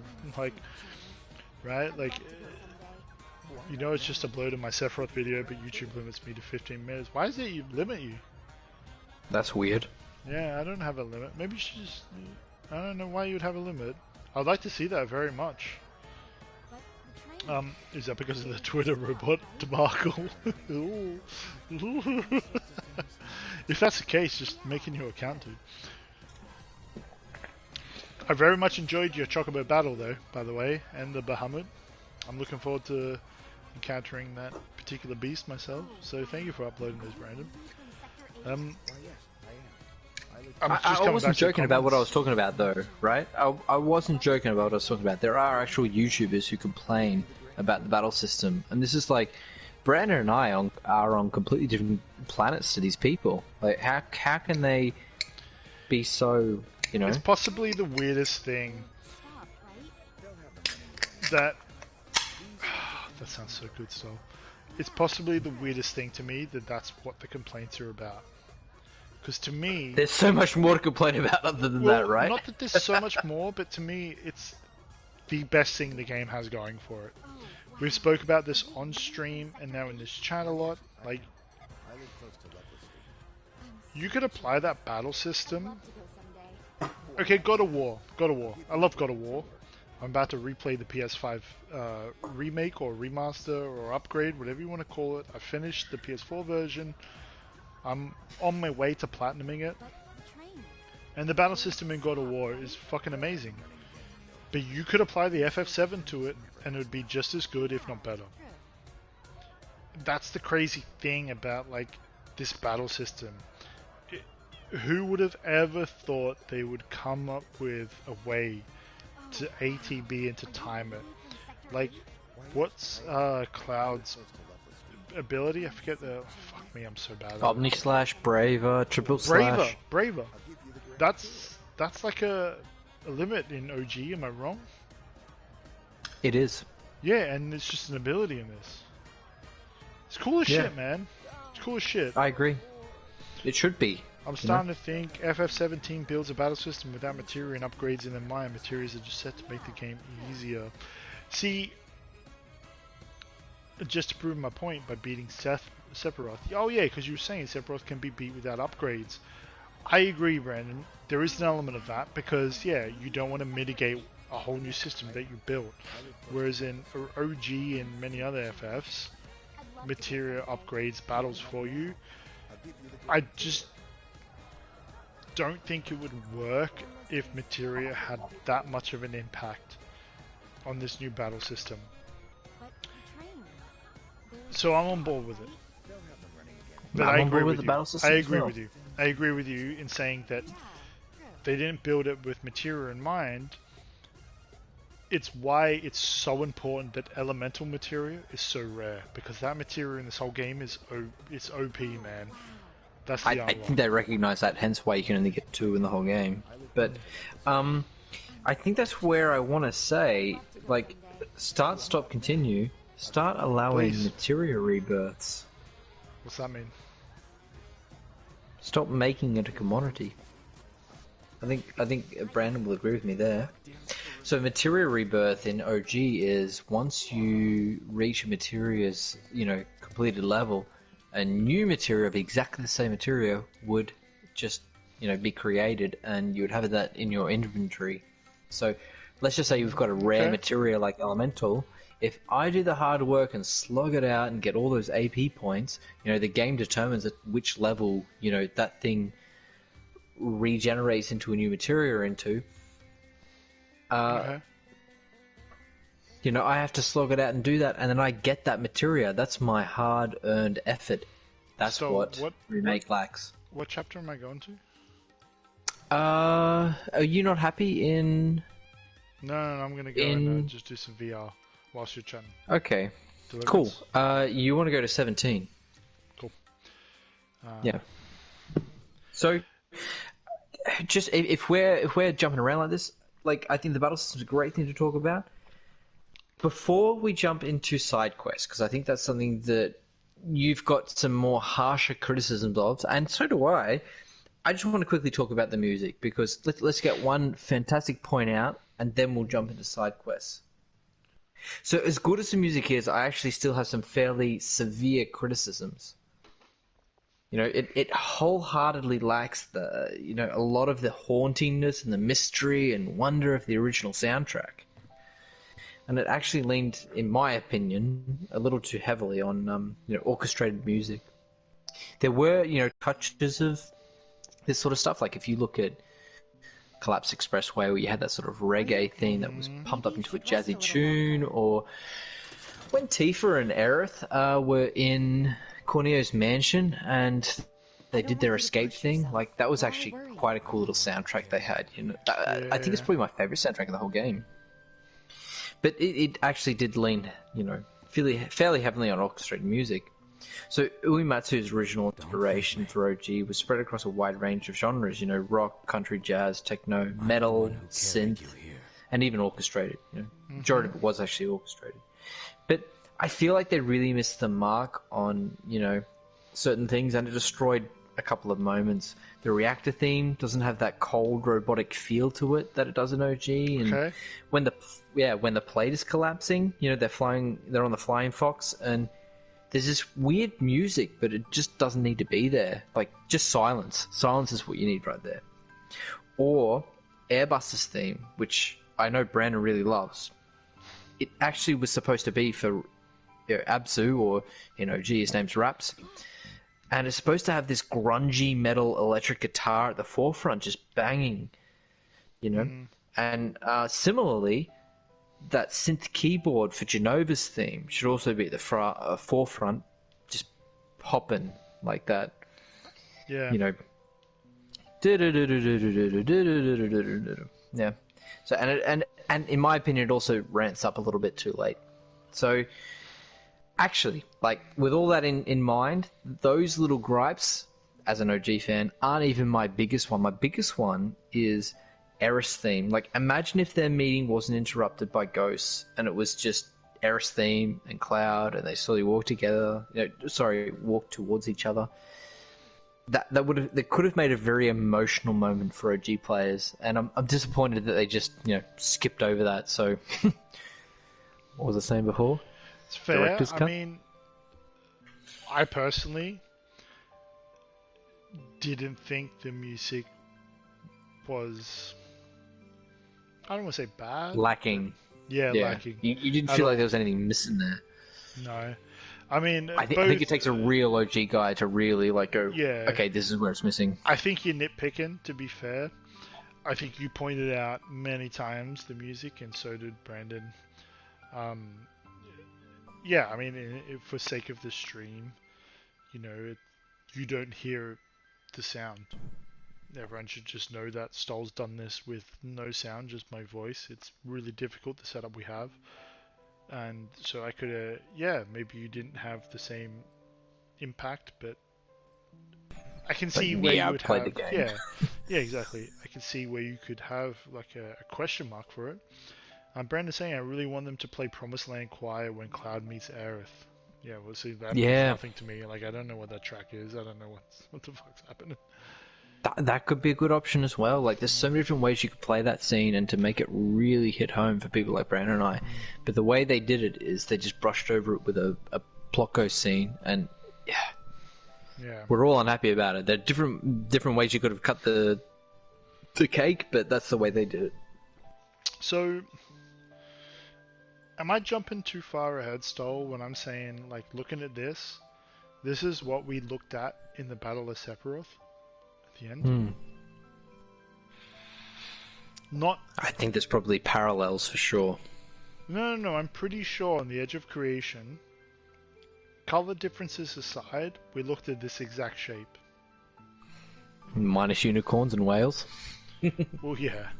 I mean, I know we spent a lot on this and we talked through this. I don't want to go into theories, but it's only just hit me now that that's what we looked at.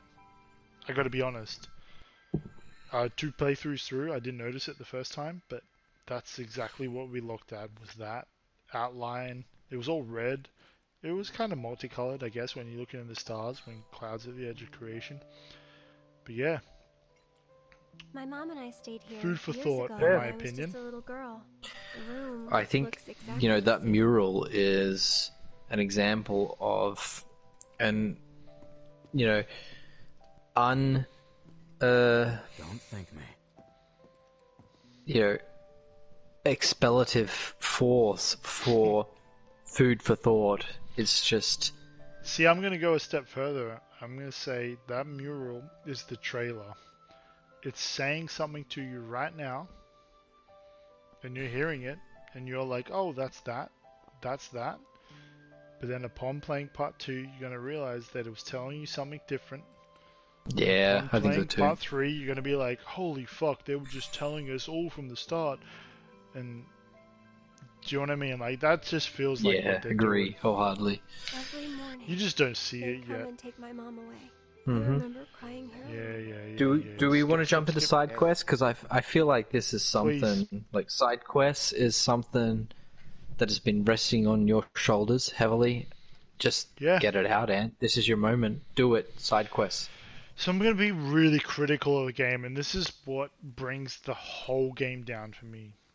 And I hate to say this, Aha! There you are. As to why, sorry for skipping that if anyone wanted to see, but we've seen it. as to why it's an average game. And I know I feel the wrath of Stole yourself, potentially yourself, Brandon, OG players. I'm coming completely objective in this and not trying to be comedic at all and looking for cats and doing fucking wood swords and shit. Anyway, it's just we like gotta get to the the room, pacing is so bad. And we can use the Side same quests are elevator always that going to goes- disrupt the pacing, right? Mm-hmm. Red Dead Redemption 2. Brilliant example. Don't forget start, stop, continue if you've got an example for... Yeah. But brilliant example, Red Dead Redemption 2, open world. The side quests are long and they feel unneeded, but they ultimately like improve your, improve your gameplay. These did not. We basically, if you're gonna look back at the stream, you could take out that whole. It must have been 4.5, 5 hours. And myself and Stoll talked about it beforehand. Stoll was very open and honest and said, listen, we should do some side quests, let's do it. I was all about it. That elevator. Was Are it you this sure way? this is the right chapter, Stoll? I'm supposed to get to Yes. Chadley, yeah? His odor still Yeah, lingers. his ogre still lingers. Just go up Okay. the elevator and you're going to be right there. So Not my that one. beef with the side... That's not an elevator. My beef Oh with wait, the side was quests it? are... There's a chair next to it. Yeah, that one. My beef with the side quests are that they just don't fucking matter to the story. And it's like when you're going on and on in the story, and whether you're OG or not, you're like, I'm experiencing this and I'm experiencing more and I love it and I love it. And it's like, give me more, tell me more about Aerith, tell me little more ones about in the Tifa. pods. What the fuck? Barrett's Where got did a they gun go? on his arm. Like, It stinks in Marlene, here. there's Seventh Heaven, Corella DeVille. Like, you keep going. And then these side quests come. Now what do we And they're so... I'm sorry, they're terrible. Underwhelming? Like, they're so bad. And I will hold this back, because I'm talking about Kyrie... What's her name? The Lord of the Slums? Kyrie. Angel of and the Slums. Angel of the Slums? The grandmother. Dumb as shit, dude. Like, Nah, I'm on board. and it's a waste of time, and it's like... Way ahead of you. What makes it worse is just like, we all know you could have made something better, you know? That's what we're all thinking. We're like, this Everybody is filler. knows that. Yeah, it's like, this is filler at its best. And that's what makes it so bad. It's just like, oh, you're gonna make us do 4.5 hours of this just to get some material. You know what I mean? Like, that shouldn't happen. That should not be... I get pain. I get saddened by talking about it. Like, as Stoll said, PG rating hurts this game. No, it doesn't. It doesn't. It doesn't, Brandon. In this, respectfully, I disagree with that. I agree, but I respectfully disagree. Shit! What the hell? No, I man? think you agree and wholeheartedly agree, but you have a different point that you want to make.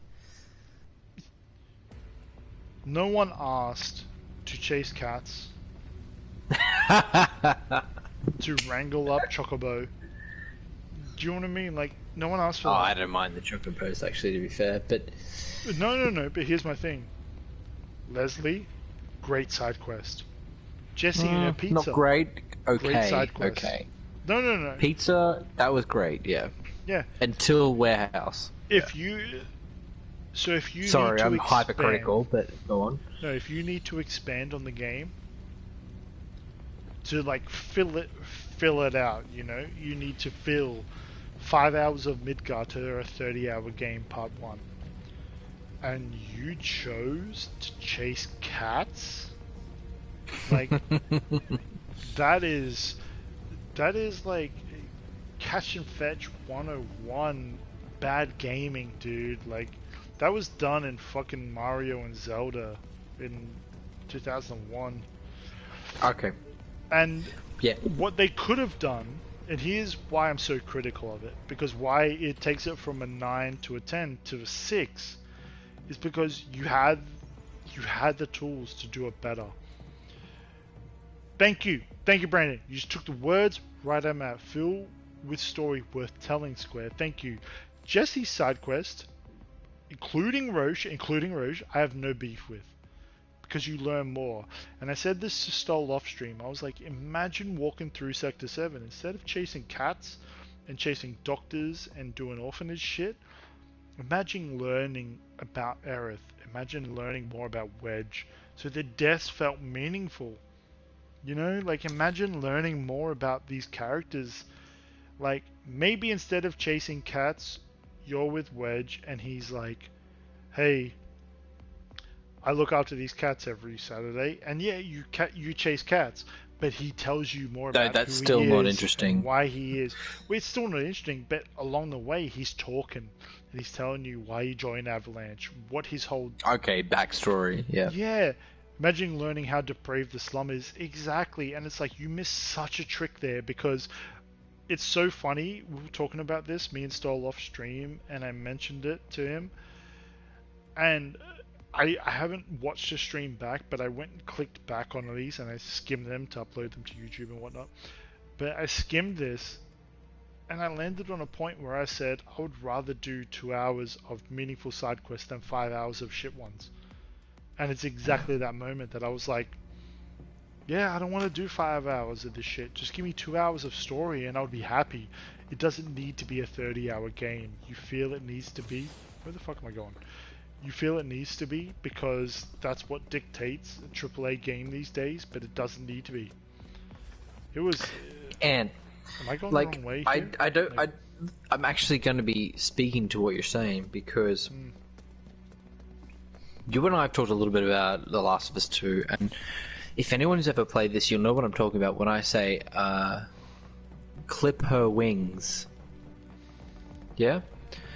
So, that's dark. Yeah, super dark.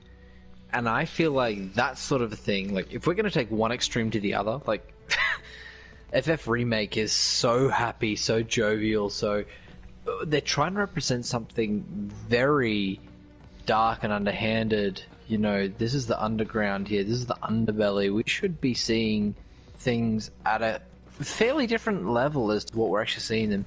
And this is why I'm saying, Brandon, you know, you spoke to my point, I'm speaking back to my point, and to your point, the PG rating kills it. You know, you've seen things in R-rated games where that's the direction it should be going. I know, not that far. I think the thing I just mentioned was a little bit too far, because it's goddamn dark. But you know what I'm talking about. We're in a slum right now. where the fuck am I going? We should be seeing things a little bit more nefarious than what we have seen. You want to start heading upwards, mate.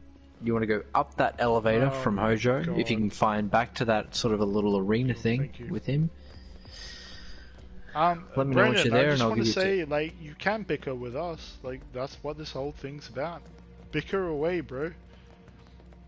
Yeah, like, I want to hear his, maybe he's got a third perspective that you and I haven't even thought about. So that's what this is all about. We want to hear everyone's perspective. Seriously defend those.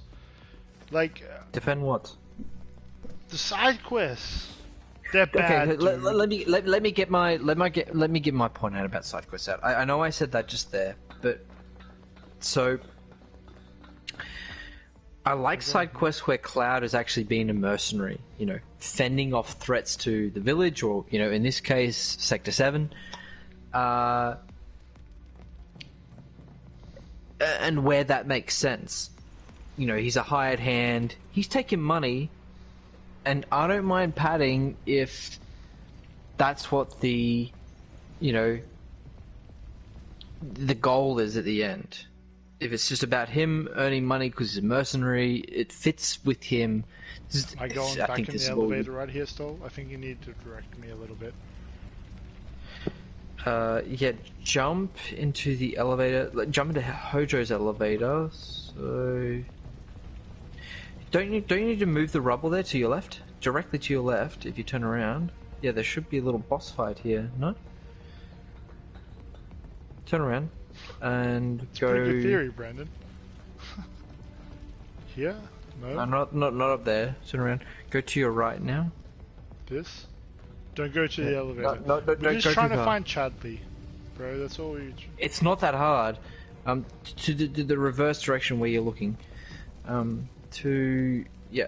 There should be this section where you have to remove the rubble right there at that stairwell. Can you go up there? There we go. Yeah, exactly. Go up that stairwell, go through that door, and then to your left. There he is. Look at him, this little fucking AI robot asshole.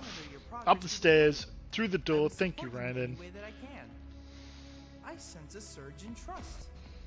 You sense It a would mean my surge life in... if he is the reason You've I pursued interrupted I Oliver cannot in go his at present. process And of if you thought, haven't so... guessed, it is none Yes, other yes, than yes, World yes, War yes. So please provide. I will pit you when you feel that you are So honing Yeah. your stop, skills please, against these please. constructs. So I don't mind padding as long as it's good padding. So clearly, rats and cats aren't good padding. I want to see Cloud protecting the village and getting his paid due from that. You know, whatever that threat is. You didn't actually do it, Ant, but there's this Drake that's actually attacking a factory, and that's a side quest. I don't mind that. It's kind of boring. I get why people would say it's boring, but it's logical and it fits to the storyline because that's what Cloud is actually trying to do in that moment. He's trying to build himself up as a mercenary and protect the village. So, not angry at that. However,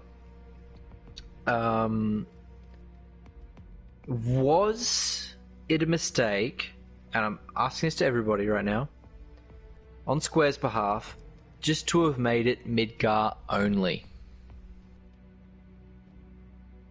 I don't feel like we would have felt the same padding if it wasn't Midgar only. Like if the game went further, they would have obviously cut to the chase in certain aspects, so that would have reduced the padding. But because Square said from the beginning, this is going to be Midgar only, that's what you're getting.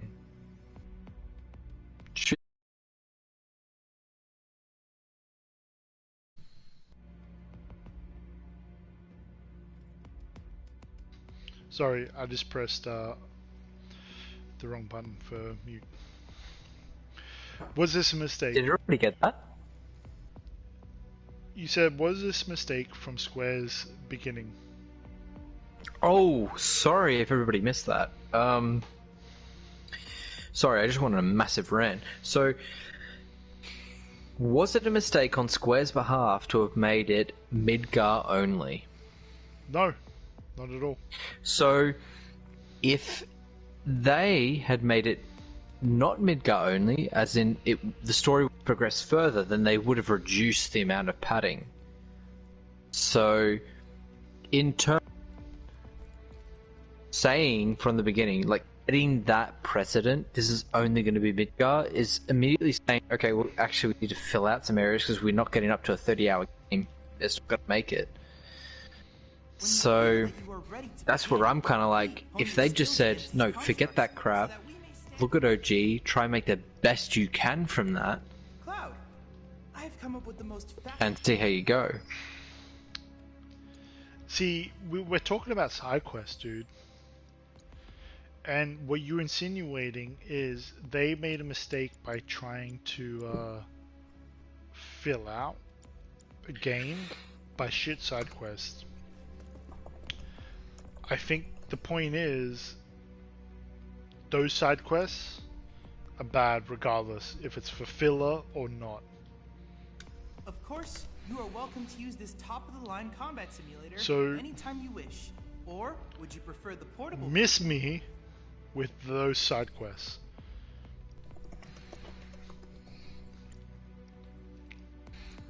I thought I had more than this. Am I wrong? Stop. I've only got missions? Shiva. You're missing something, you want something from you.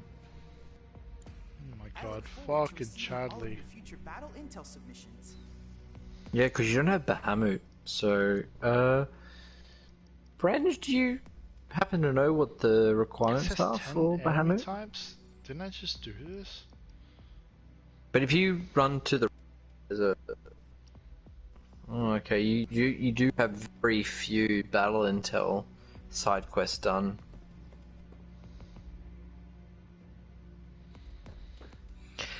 Let's go to the So middle. Brandon's brought up a great point. Please, and go. if you just want to run through the door next to Red 13 to your right, like between Chadley, between Red 13.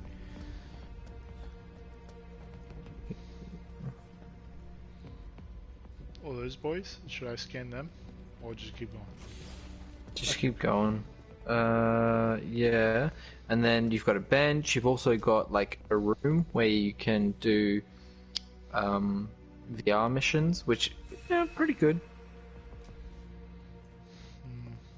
Yeah, you can fight monsters of legend, so that's a fun one. I agree.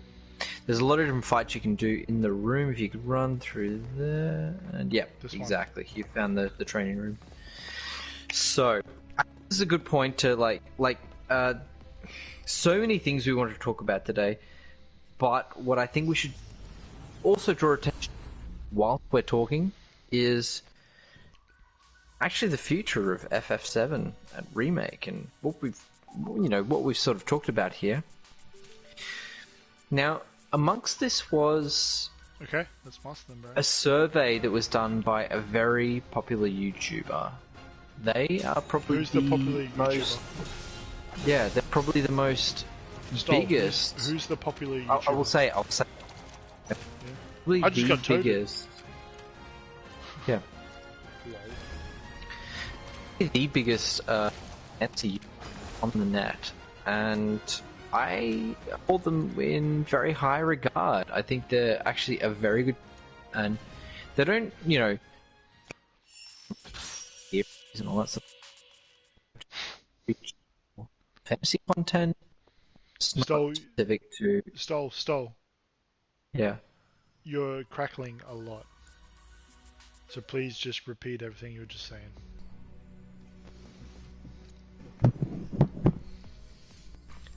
So I've changed my setup slightly so that none of my equipment can be. Yeah, none of my equipment can be affected by my movements, particularly my legs, because I'm actually about sometimes a popular YouTuber. very active. So yeah, back to the YouTuber. So it's actually it's a couple, and it is Final Fantasy Union. That's what I'm talking about. They are a fantastic YouTuber. They give us. It starts is. with an L, right? I'm gonna have to look that up for you. It's like Lozdaz. Lozdar. Yeah, Lauren and Lozdar. Daryl. Shout out to Lozdar. Yeah. Brandon, if you don't know those two, trust me. Stoll put me on them. Go follow Lozdar. Give it a good old watch. They're sick.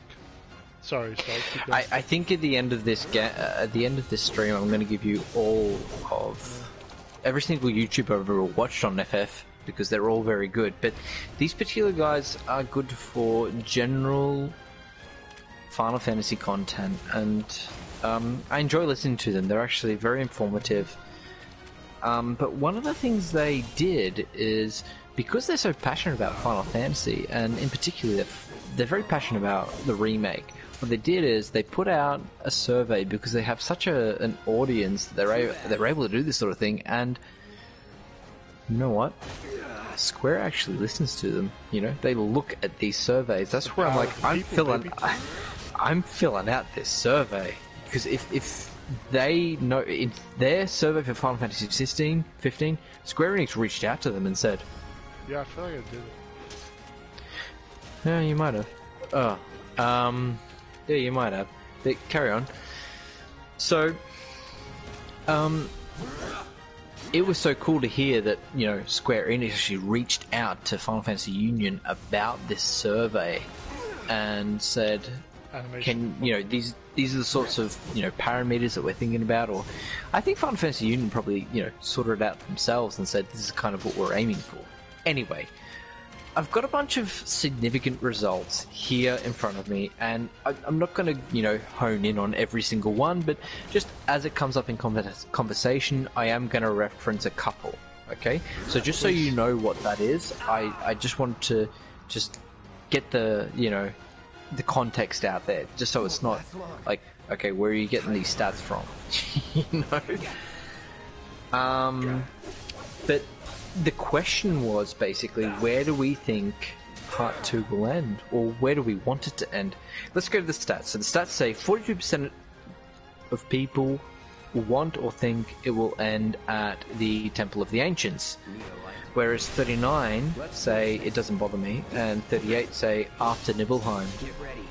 If you're asking Stoll, I'm thinking a logical place is at Nibelheim, because if you take into consideration the vast amounts of extra content they've added to Midgar, think about what they're going to add to the OG remake in terms of, you know, Chocobo Farm, Mithril Mines, the Fort Condor, I think you will pick up Yuffie on the way.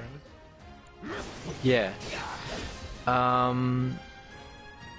Because between Fort Condor and Junon, that's where you actually meet Yuffie for the first time, and that's where you find her in the forest. And then you head to Junon over to Custard del Sol. You've got the whole boat experience. A lot of different things happening. Like, we're only just at Costa del Sol from all those things I just explained. After that is Mithril Mines, Coral, Gold Saucer, Gongaga, Cosmo Canyon, and then Nibel and Mount Nibelheim. So much to fit in part 2, if that's where you're going to stop. You're saying I've done this one, Brennan, but it doesn't have the green tick. Does that mean I've done it, or... You got to do it with Cloud. Like, just Cloud versus Soldier Trainees. Okay. And then like just I've done Barrett it, versus... You'd have a green tick if you had. Yeah, that's what I thought. No, I don't have it. Okay, cool. 100 go. So, yeah, Stoll, I want to... Yeah. Have a quick chat about that. I'm just going to go to the little boys' room. So, back in a sec. Where is part 2 going to fall? I have my theories. Maybe you didn't save it. Maybe I did, but I didn't load it from this particular one. 'Cause you're right, I remember doing this. Just missed another animation. Please get rid of that shit. So, Stoll knows this, and I'll tell him when he comes back, but I just want to make sure I get my fire, because this guy's weak to fire, right? Before he toads me again. Burn. Oosh, pressured, baby. Let me get that focus. Oh, he fucking toaded me. See, that shit should not happen in part 2. Where is part 2 going to kick off from, and where is part 2 going to end? Who knows? Personally,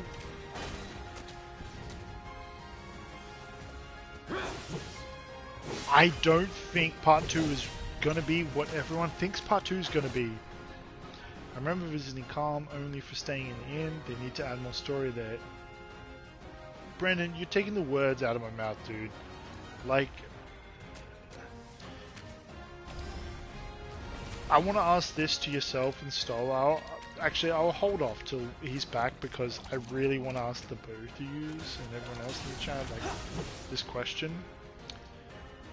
There is a big thing about open world. Now, secretly, after playing through this particular game, Going in. I had to go back.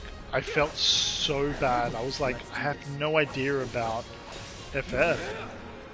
And I had to go back and understand FF7 OG storyline, you know?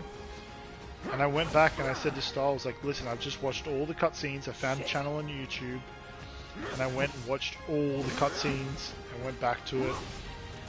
And so, reacclimated myself with the story. And after watching the story, it makes me think that everything we want is not gonna happen. Like, it's just not, like, if you look back and you say, oh, like, get your ATB up, Cloud, just in a little bit, there we go. What the fuck, no items in VR? That's bullshit. Hard mode. You must have chosen hard mode. No, I chose normal. I just don't have.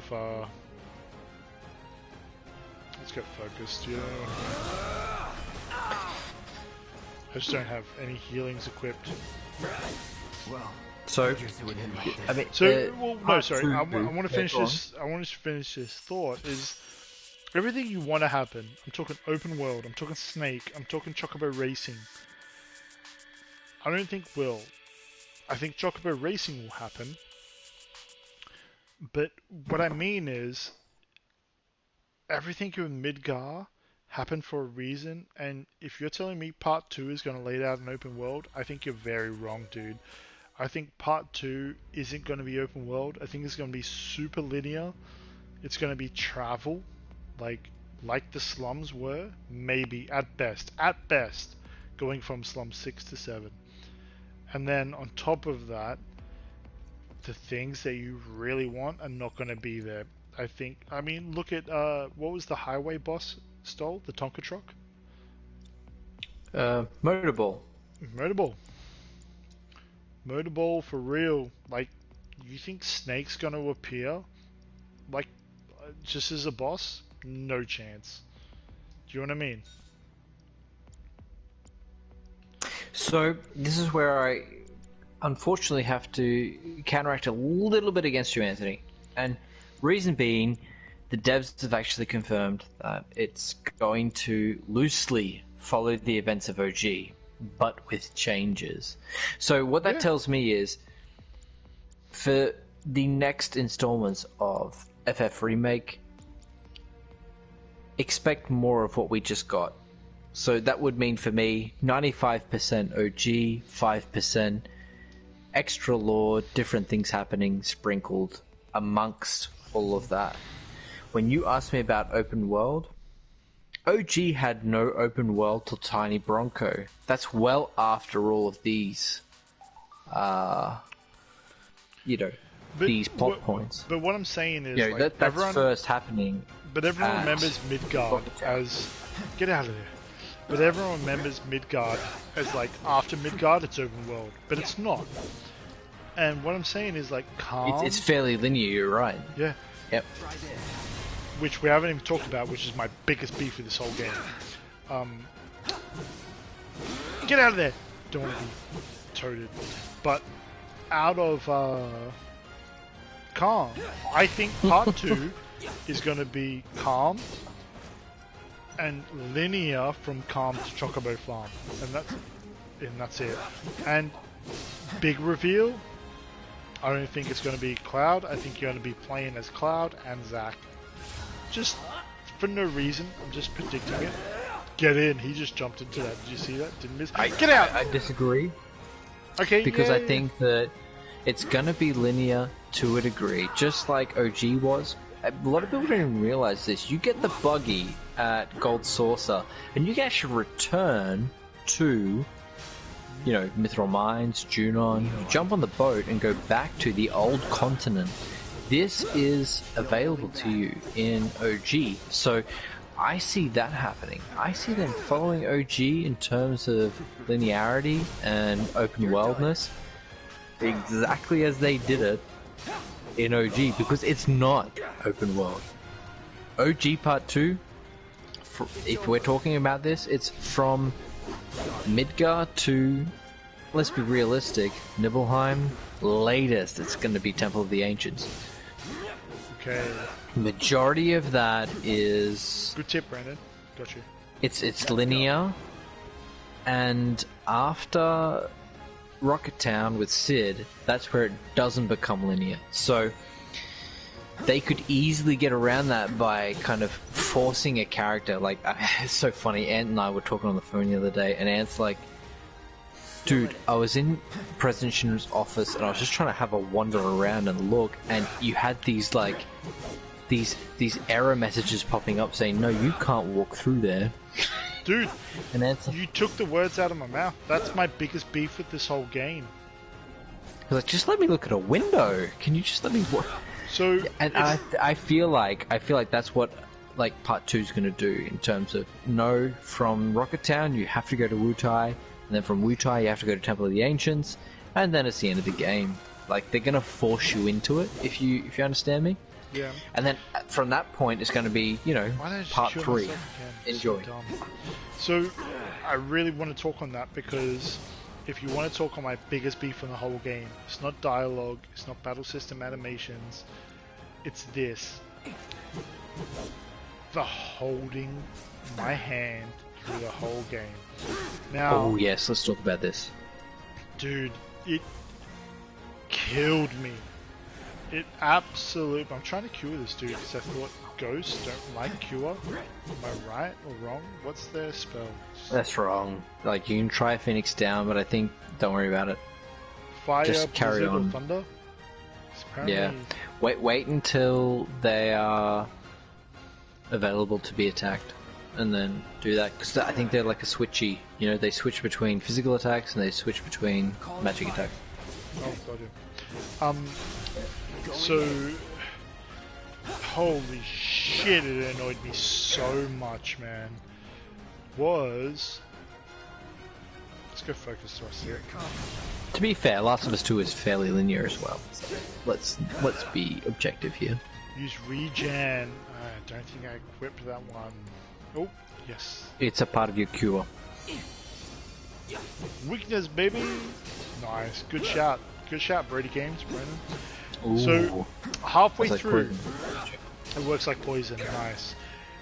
You were saying, and through the early stages of the stream, you were like, in the playthrough, you're like, I just want to explore Midgar. And I thought, cool, it's going to be open world.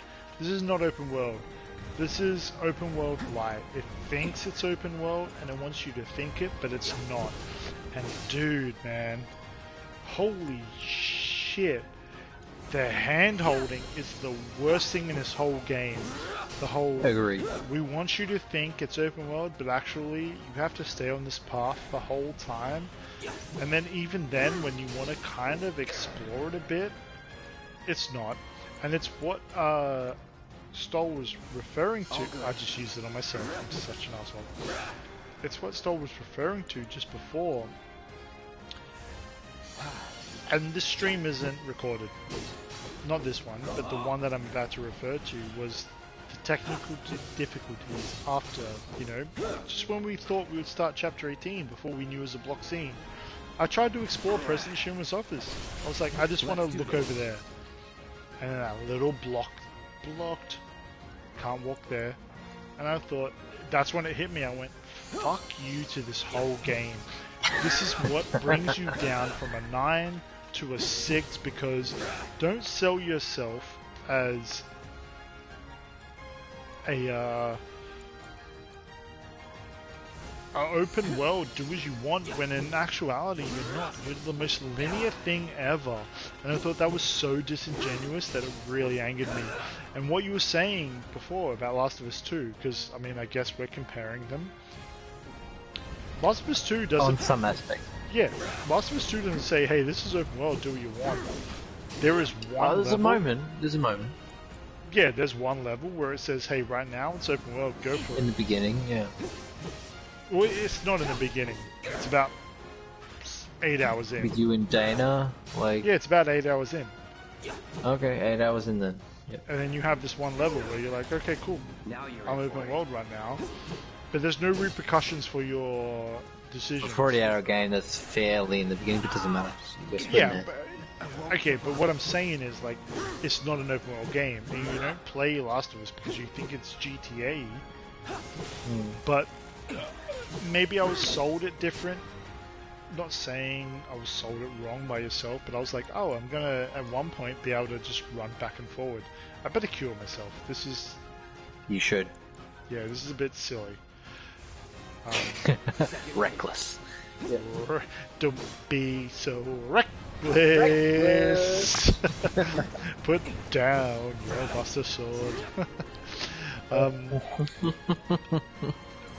But there was a moment when I was like, this game holds my hand too much, and I'm not here for it.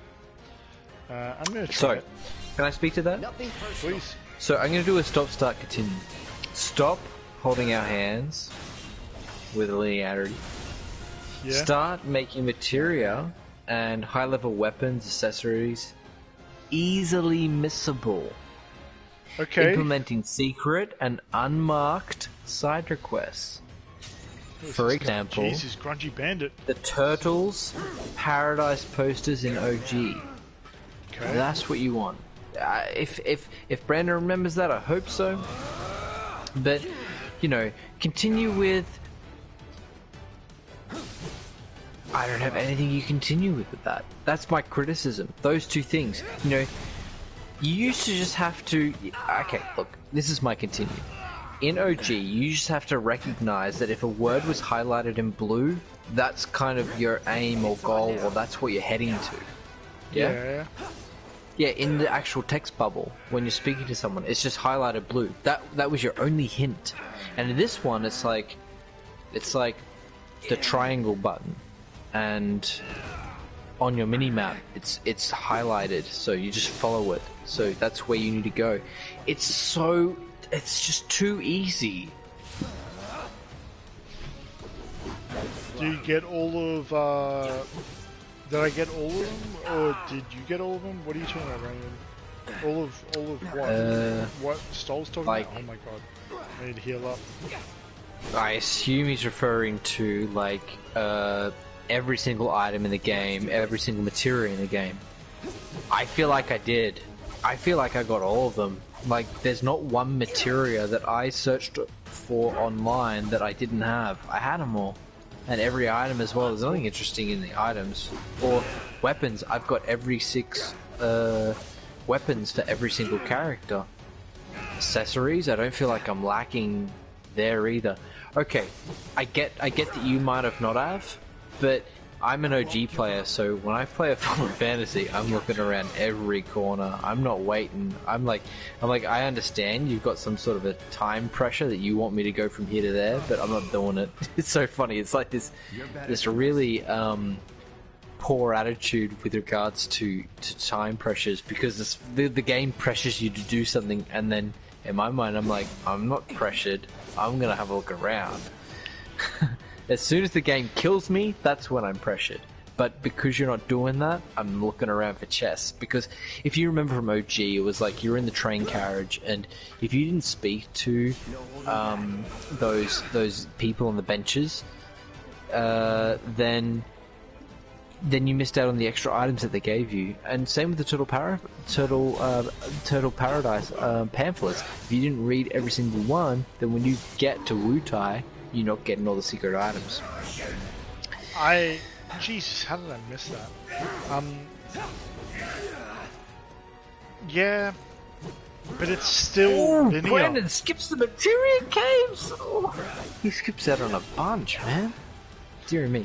But, I mean, you don't need to bring it you back, don't need to. dude, like, it's still linear. Like, yeah, it is. That's what I'm saying. I'm saying OG is linear as well. That's what my point is. It's like, don't expect Part 2 to be not linear, because OG was linear. That's what I'm saying. But yeah, no one... Turbo Shack Knights it around, how dare you.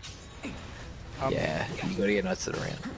Welcome back, Turbo Shack. I know you having a... Yeah, welcome back. You know, a night away from the PC, if I get you. Or, we've all been there, bro. I'm ending this. I mean, to bring you up to speed, Turbo Shack, we're talking about, is this game linear or not, and I'm very angry that it was painted as a place of exploration when it's really not. I'm not saying it's bad. What I'm saying is that I thought I could explore more freely. But even to the point, it's the most linear thing ever that when I was slightly, and I'm going to emphasize in capitals, slightly deviating off course, a big old fucking sign would come up and be like, excuse you. Brandon, it's Quadramagic. It'd be like, excuse you. Mine, Knights of the Round, Quadramagic, and... Don't fucking go this way. So, to be honest, this mine... Quadramagic? Explain. So, what's Quadramagic? You can cast the same materia spell 4 times. As in quad, like a quad bike, 4 times, yeah. And then you get Knights of the Round, that's the KTOR, and Mime. Mime is probably the most effective materia in the whole game. In this game or so in OG? In OG, yeah. So Mime is yellow, Knights of the Round is red, Quadramagic is blue, we're missing... What are we missing there? Purple. Purple is... it's like Mega All, I think. Yeah, Mega All. I can't cure myself, I'm fucked here. Yeah, see, Turbo Shack's on board. It is. It is very linear. And, like, that's 22. what I'm saying, like... Jesus, I didn't do it. Turbo Shack and Brandon, whatever your expectations are for Part 2, I think it's going to end in Nibelheim, to be fair. The latest it's going to end at is Temple of the Ancients. But even still, you can keep that linear as F. As I'm saying, in OG, super linear in the buggy, and you just, you know, if you're the Cold Sorcerer in the buggy, you can go all the way back to the Mithril Mines and to the Chocobo Ranch if you want to. I mean, if you really want to. Not that big a deal. So... No, I think... Yeah, of course, Brandon. I'm the 2-cut, 4-cut legend. Like, my attacks are only 4 cuts. Brandon, I went so far as to get every single power source, every magic source, and find the characters you can morph them into, so that I morphed in so many battles, like, this is a grind, I morphed so many of my enemies into power sources, just so that all of my characters, not just one, not just Cloud, but all 9 of my characters have 255 power. I did the same with every other attribute, you know, magic. I went magic source farming, as they call it on the internet, and I went vitality source farming. I did it with all of them. I got all my characters up to 999. Shaq says, and Turbo makes a good point, if we wanted this to be more open world, then we would just need to wait about 15 years.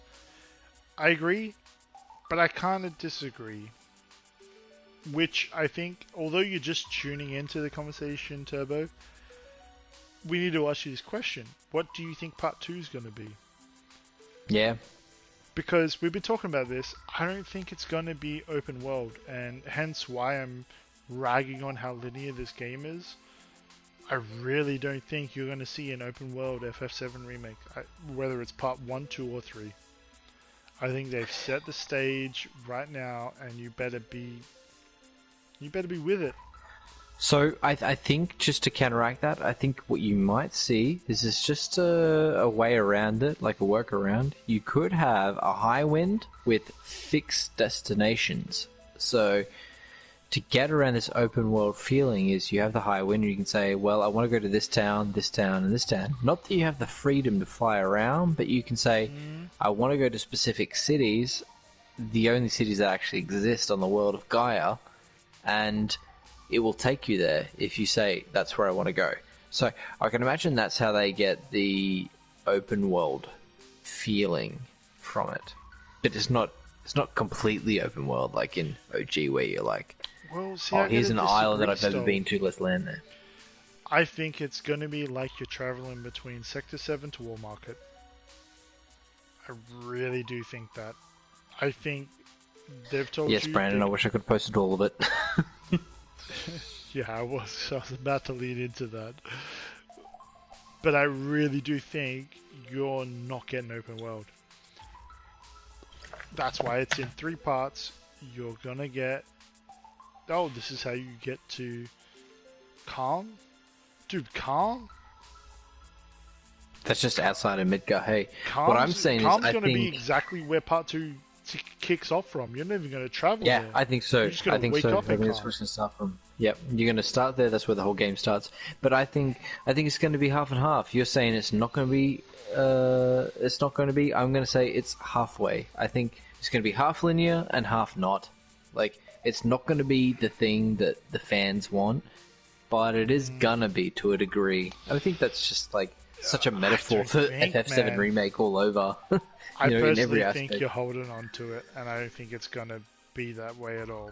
Just my personal opinion. I'm not. It's I not just that I'm don't holding think on to so. it. I'm thinking about previous FF games, like how FF15 handled it, and how 13 handle it, it was half linear. Like 13's probably the best example, but you're in an area and you walk in, and then like you have a bigger area that you can explore, but then it'll go linear again. In that like there's nothing to explore, you just have to go down that path. Like that's how your exit from the bigger area. Do you understand? Yes, oh my god, he hit me with it. Sorry, I just thought I could do this battle and fucking, talk at the same time. But apparently I can't, but I respectfully disagree with every single opinion thrown out there. Stoll, Brendan, Turbo. I don't think it's going to be anywhere near open world. I really do think they're just going to do their own thing and say, sorry guys. That's my honest opinion. I just don't see... Oh my god, this fucking guy. I just don't see you being able to walk from Midgard to Calm.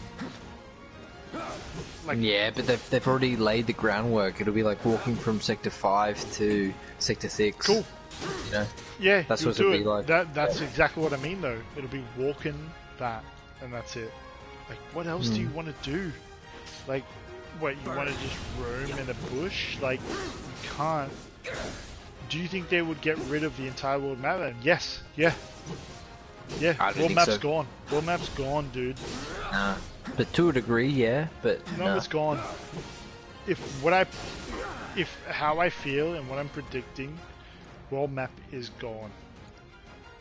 I'm trying to think of a game that, or maybe start with Cloud and Sephiroth flashback. That would be one heck of an opening. Who knows what's going to happen after what just happened, Brandon? That would be a heck of an opening. Can I ask? Look, dude, I want to ask this question to everyone in the chat right now and to you, Anthony. Yeah. For Remake Part 2, do you think anything is off the table? Not just to Ant, but to everyone else in the chat. Is anything off the table? So there's a segue here, because we're segueing into theories. We're still on stop, continue, but this is leading into a theory for me. Is there anything off the table? Yes. Okay. Go on. This is going to be so deep for some of you. My theory is... this fucking prick toaded me, although I love toading. I'm starting to hate it. What's off the table is Aerith dying. And I mean that as in... she's destined to die, dude. I could see the worst thing they could have done is faked me out with Barret. And I mean that. Like, I read right through your bullshit. Please, Does that not say that anything's off the table now? Like, anything can happen? Like, for me, the whole Barret fake out was, yeah, no. C'est la vie. Anything's happening now. No. Please, Square Enix, surprise me. Because... you would love for them to find a way to save Aerith, Brandon? I got bad news for you, dude. I don't think that's even a possibility. Like... why? So we're getting a little bit deep, but my whole thing is... this may take a tiny bit for me to explain. I'm good he fell unconscious, but then again the world needs her to... exactly. So here's my whole point. The Barret fake out wasn't a fake out for the game's dramatic effect, although it was, but it was more leading up to the fact that they're hinting, hey, we could change the story a tiny bit. We could change it for you if you really want to. Like, just know that that possibility is there. And then they didn't. But the Barret fake out, man, is really a fake out for Aerith, because they're leading up for you to be like, you can save Aerith. Like, right now we're talking about it, and I'm telling you right now, she's gonna die. She's gonna die. Like, the story can't work without Aerith dying. Am I wrong? That's a good question. Like, it's all a fake out. It needs to be done to upset the Whispers. No. Can I throw something out into the ether here? Katase, his original idea was everyone dies except for 3. So imagine a game where you have to think about, like, because you remember in OG where you jump into parachutes and you jump down from the high wind into I know Midgar. this part. Yeah, I know. Like, I know that you had to the choose idea 3. was only 3 can survive, and you have to choose They talked him out them. of it. Yeah, But they talked him out of it. Yeah. But what we're talking about is Aerith. Yeah, but this is, I'm getting to the whole general point of death. So Aerith is such a significant character with regards to death. What if it was a different person who would die? What if, say, like, Tifa took the bullet? You know, she jumped on the grenade for the gang. I'm gonna stop you there. What's a life materia gonna come out of Tifa? Well, this is where that does not fit into the canon. You're right. Exactly. Yeah. But I think the question is, the bigger question is, and I like this question. So, with the death of Aerith, she had an understanding of the future. So, hence why she went to the Forgotten City, and, you know, she died for the good of the planet. If Aerith doesn't die, then who's going to take that role? You know? No one, obviously. Because she's the only one with those sorts of abilities. And I think she's still going to die. If you ask me,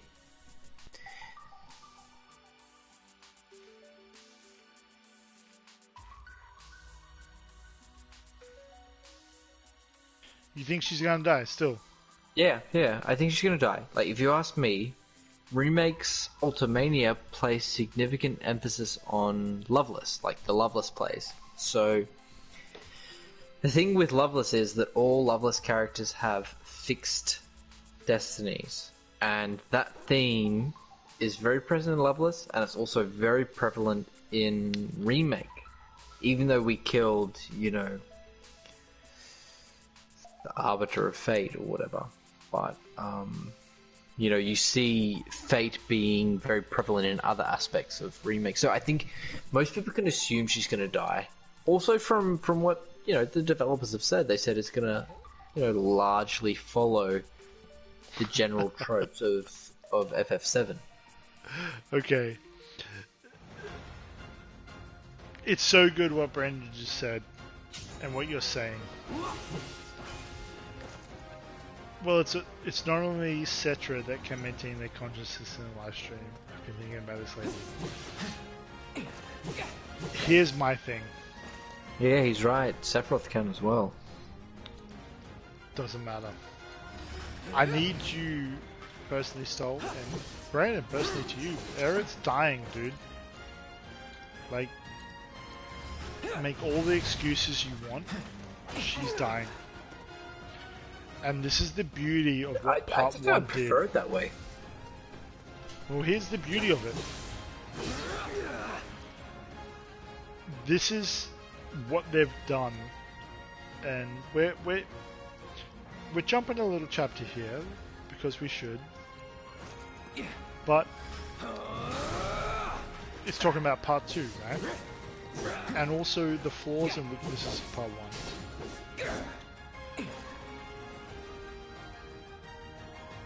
This Part 1 made you question, is Aerith going to die? Is it going to be someone else? Is it Tifa? Is Jessie coming back? Is Wedge coming back? What's going to happen? Oh, there's the Barrett fake out. It's all a plot device, and admittedly, it's not cheap. I'll give it that, because I really disregard cheap plot devices.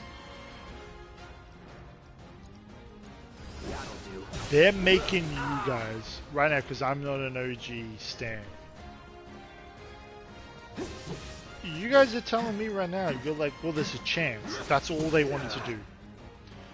You don't believe it, but they always wanted to make you feel as an OG player that there's a chance that she lives? Just so it Well, hits it's the same home thing with Zack, the isn't hardest it? Like, the that's second the whole time. Zack trope. Like, people love Zack so much from Crisis Core that they wanted to imagine a world that he would live in, and it's the same with Aerith. It's exactly the same. So I agree with you, and I think that's that one slither of hope that she might actually live. But I don't want her to. I think like it just departs from the actual story of FF7, and it just no, I don't want it. It upsets me. Can we acknowledge? Yeah, you can acknowledge that I've died to this dude again. It's disgraceful. I was so close before, wasn't I? And I just fucked it up, didn't I? I thought you might even get Bahamut tonight, but that's obviously not happening. No, it's not happening, bro. I played it on easy for sure. I'm just trying to. Can we go back to like the bars? We're in such. That might be a nice setting. We're in such deep conversation, but what I mean is, and I don't mean this in a negative way, is you've been got. Like, this is what they wanted, you know?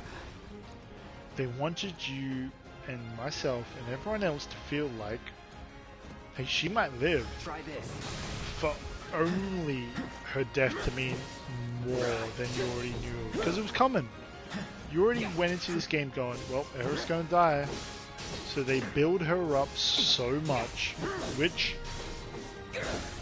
shout out to both yourself and Brandon, all you've done is spoke nothing but good things about Aerith. And you're on the Aerith train, and she's the best character ever, and everything else, man. But Best you know she's representation. you know she's gonna die. So what do? They're sitting in the director's office. They're like, you know, you are the majority right now. It's not me. It's like, oh, we know Aerith's gonna die. We love Aerith, so they make you. They give you hope. She can live. You know, she'll live. And they're gonna take that right away from you. So you go, holy shit, she actually died. Brandon's just actually asked like a super deep question. He's like, did you guys believe that you would return to the planet in some sort of ways when you were kids? I don't know about you, Ant, but me, for sure. What do you mean? In Final Fantasy life or in real life? Well, the thing, like, you know, the trope of FF7 is that all human beings belong to life stream, and at one point when you die, you return to the life stream. So, yeah, I agree with Brandon. I was kind of like in that environmental mindset myself. Is that, you know, like when you actually die, things, you know, you will return to the earth. That kind of an idea was definitely prevalent through Final Fantasy VII in my mind. It definitely attributed towards that. But yeah, what are your thoughts on that? I've got not to reveal too much, but I got a very spiritual sister and a very small family, Brandon. And I never looked at this game in that way till you asked that question. But if I was gonna answer it as honestly as I can, yeah. If you ask me when I first played this game, I would say I have no idea what you're talking about. I'm not bothered. But yeah, I do believe that. I think there's some form of, I guess, reincarnation, or, you know, as to why it's a big impact on me, or as to why, like, it's such a well-beloved game. Because, yeah, I do believe there's some eminence of that, and why did I grow up loving comics and skateboarding and basketball and, you know, all those other goodness? It must come from somewhere, is what I believe. It's like the Force from Star Wars. Don't watch the new trilogy. No. Brandon, what are you saying about Reunion? Like, Sephiroth's Reunion in Remake Part 2, is this all still happening? Does it even make sense now that Sephiroth has a different plan? Do we think this is an actual thing that's going to happen? Other than that, I mean, my question to you, Ant, would be Gold Saucer with regards to Part 2. Is there going to be Chocobo Racing? Is that going to be like Mario Kart? that's my kind of feeling, because like you're trying to create Mario World and Mario Kart at the same time, so We'll to get those see. two. I feel like shout out to Fly Right God, the DSGG, yeah, DSGG. It's a Discord server I'm about slaying games. How good. If you want my honest opinion, Gold Saucer is going to be the whole centerpiece of Part 3. I think so. No, Part 2. Yeah, I think so too. No, I think Part 3. Part 3. So like you don't see it in Part 2. Yep, you don't see it in Part 2. So where does it end? With the game or Golden Saucer? The game. It ends in the same spot, but it's just all sped up because you have no open world like shenanigans. I think it's going to be very would be linear. City of the Forgotten City. So okay, I think Part 2, and I don't know much about the structure of the game, right? But I think what's going to happen is you're going to see Calm. Calm's going to be a piece of piss. It's going to be very short. I think you're going to go through Chocobo Racing. It's going to be a side quest, side game. And I really do think Golden Saucer is going to be the central piece of Part 3. And the ending of it as well. Because that's kind of where, to me, that's the last big thing I remember. Big question, what is Sephiroth's plan here? Oh, Brandon, man. I don't know. What is Sephiroth's plan? Well, excuse you.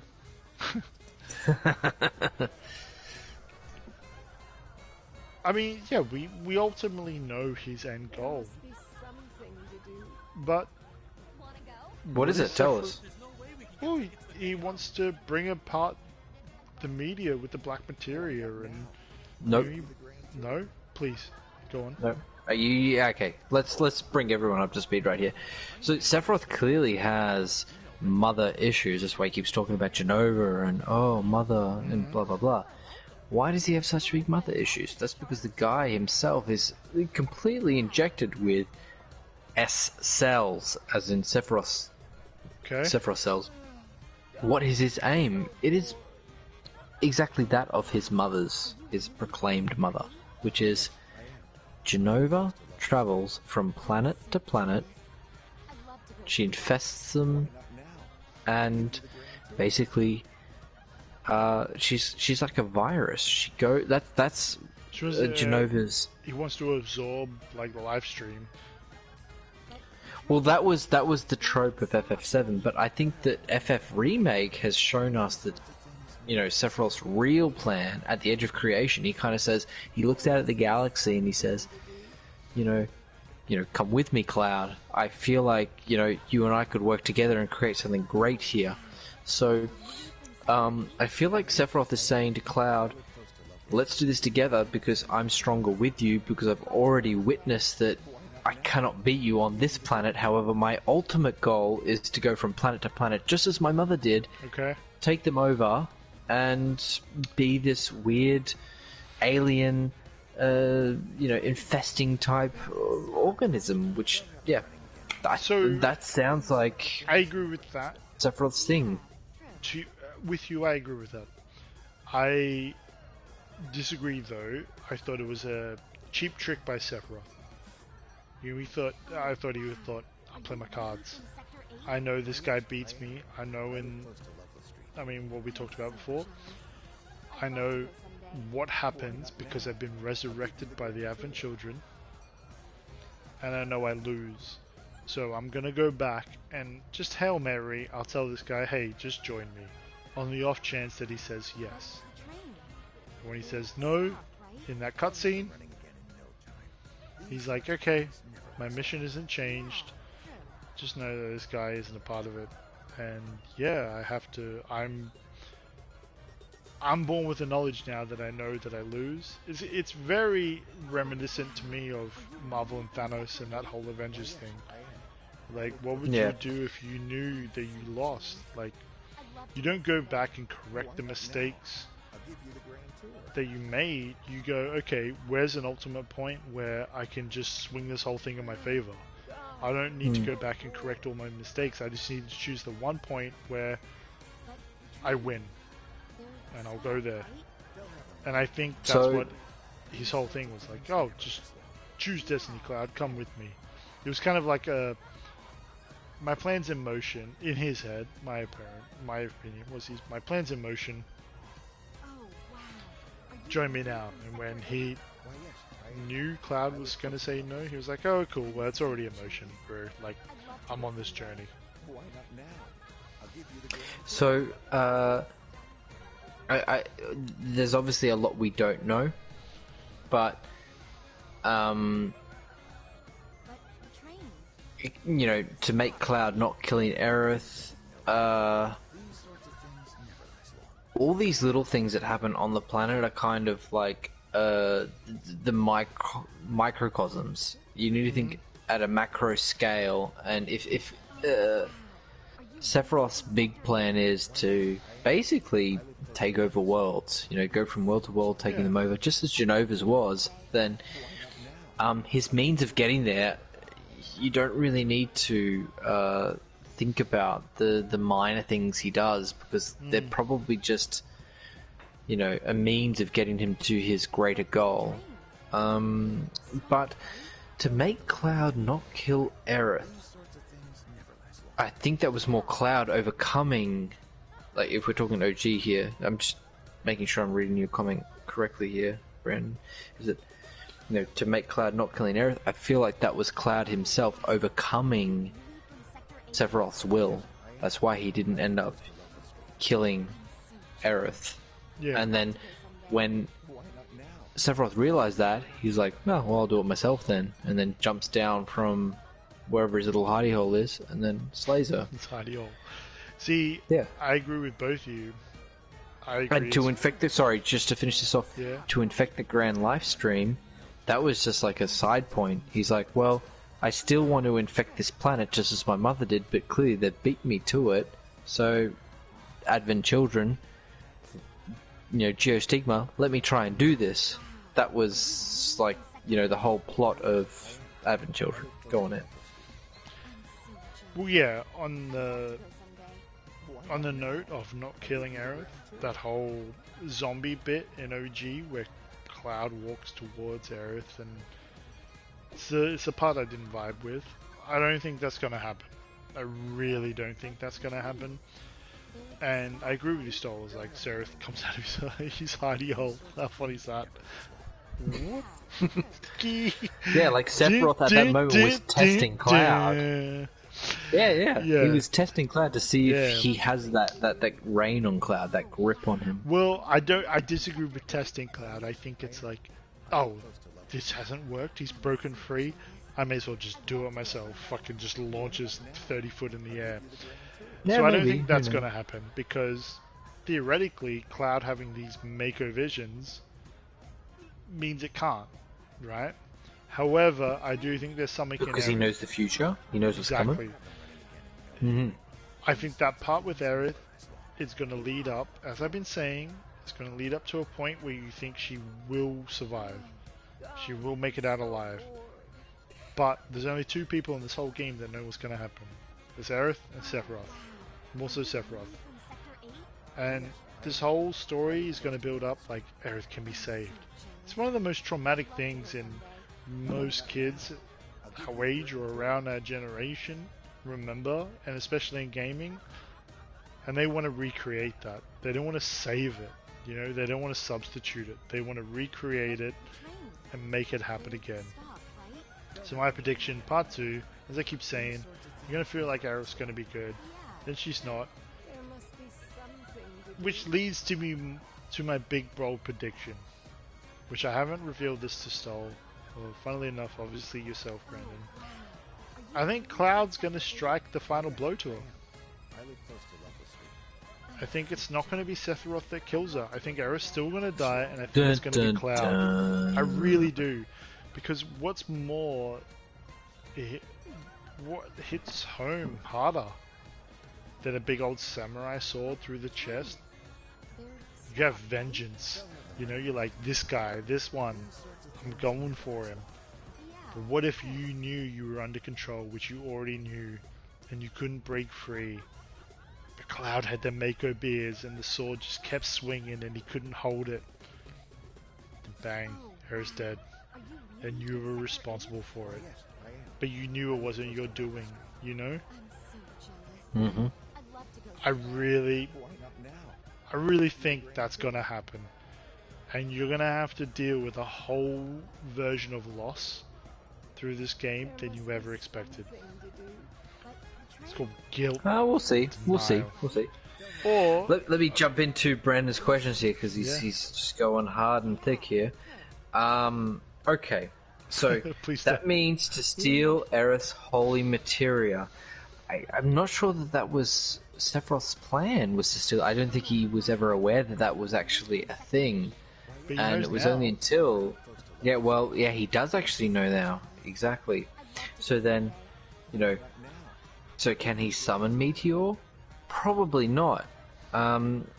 That's probably why his first move in this whole chess game is to say, hey, Cloud, you want to join me? Because that's obviously the easiest way of going about all this, is saying, hey, Cloud, join me, so that I don't actually have to go through the whole rigmarole of beating you. That seems fairly logical in my eyes. However, Sephiroth has the power to contain Holy himself. Maybe he does. Firstly, it needs to be cast, and if you've got no Aerith to cast that, then it's going to be a stick in the mud. And if that's not the main aim of the game, as it was in OG, then that's obviously going to be a stick in the mud as well. So let's see in what direction Remake takes us. And what destiny is Sephiroth defying? Sephiroth is clearly trying to defy the destiny that he gets, courted. Strung up and courted, as he does in OG, because Cloud takes him to town and's like, I beat you, fella. But he didn't quite, and then Aerith, help us out, calls out to Livestream. Aerith brings up Livestream, destroys Meteor. So Cloud destroys Sephiroth himself, I think, in the Livestream, and then Aerith destroys Meteor. That's what happens. Yeah. I'm not like the dude with the crystal ball. I'm not going to be able to give you every answer that you're looking for with regards to this, because I clearly don't know them. You just got to look on the internet as I do. But who knows? Who knows what we'll see? Who knows what's going to happen? It's all speculation, isn't it? It's all speculation. But if you're going to take things in the world of logic and realism, which actually, Final Fantasy does not find itself, it's not in the world of logic and realism, then you can expect anything. That's what I'm saying, Yeah. So We've seen it so far, right? I want to touch on continue and hammer it home, because on a personal level, I feel like I've been shitting on this game a lot. I've shat on the side quest, I've shat on Cloud's dialogue. He's clearly not happy about it. Yeah, it feels like he's judging me. Cross his arms. So let's assess Sephiroth's situation here. Sephiroth can't destroy the planet to be sent to Grand Livestream, and Chaos has destroyed Amiga. Okay, please continue, Brendan. We're here for it.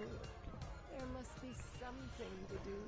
I mean, so to make sure proto-materia is never found, question, can we all just feel like, that Kermit meme that Brandon's just typing?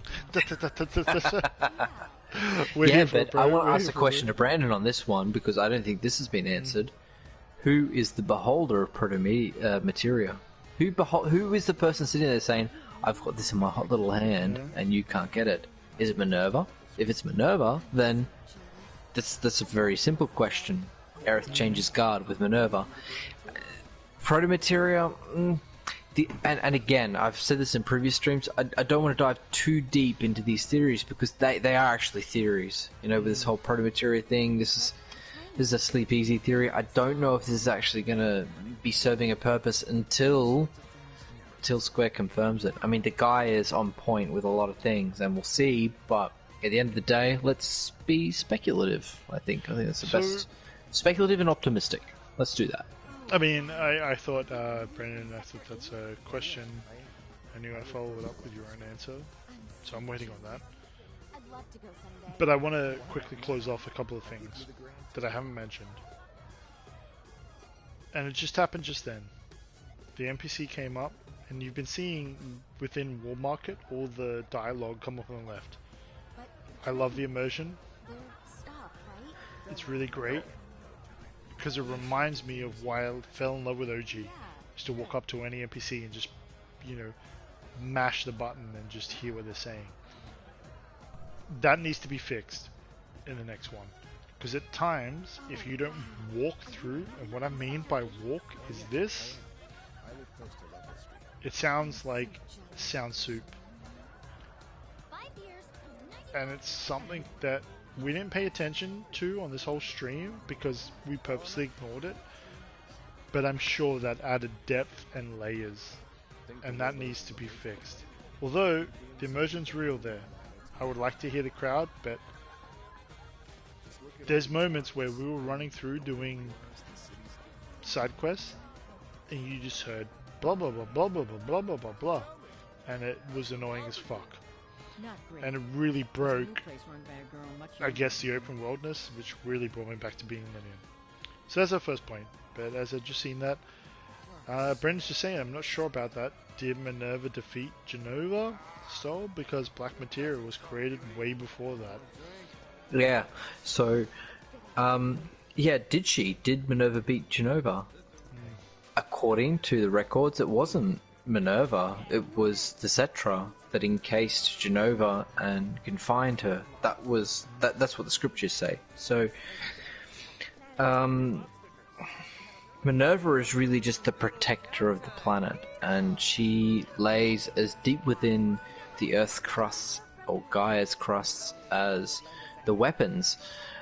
So I don't imagine that she actually had much to do with what happened upon Genova's landing upon Gaia. I think it was like Genova landed upon Gaia, and then yeah, I mean, of course all this stuff is super old, and I think Protomateria is like maybe a, like, you know, it's foreclosing on the weapons themselves. However, the weapons were created in a response to Genova. We need to remember that. Weapons were created as a response to Genova because the planet wanted to protect itself. So there was this open wound in the planet up around, so, you know, Icicle Inn, you know, go further, you've got the Northern Crater. That thing has been there for a millennium, or 2 millennium actually. Well, so I do want to comment on that. Like, yeah, go on. This lore would be here regardless of the remake. You know, honestly, like it may, like I know OG is kind of said all these things, but what you guys were asking and what you're talking about, Stoll and Brennan, like, I mean, it's so deep. Yeah, as someone who's not as deep as that, like, I feel like these questions would be here regardless of not, right? If this game did this or not, like, you could always ask these questions of Final 7, and that's the beauty of it. So, myself and Stoll, we planned this stream as a shit sandwich, to put it in a, you know, quote-unquote terminology. I mean, I'm gonna step back because I know you've just asked a pretty significant question, Brandon Stoll. Could you enlighten me, when was Omega created? Was it the same time with other weapons? Go on, Stoll. I don't think it was, to be fair, because Omega and the other one, Chaos, Omega and Chaos are directly related towards Dirge of Cerberus. So those two have a direct link with that. I feel like those, like, I'm not saying it in any terms of certainty, but what I'm saying is I feel like those two are actually not combined with the original weapons of the planet.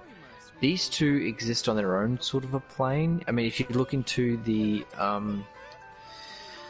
the mythology of these particular creatures, it's not like they weren't created in the same idea as the other ones. I actually feel like these two are kind of more powerful. They have a more overarching kind of theme to them than the original weapons do. So that's the thing, is this is all compilation stuff. Sorry to get deep on this, but this is all compilation stuff. You really need to dive deep into compilation to find out what the deal is between Chaos and Omega, and it all has everything to do with Vincent Valentine. That's like his Dirge of Cerberus like side arc. So jump into that and see what you can find. But I think that they are before the original 4 weapons. 4 weapons were created as a response to Genova Landing, and those 2 were just kind of, who knows, proto-materia, that kind of an era.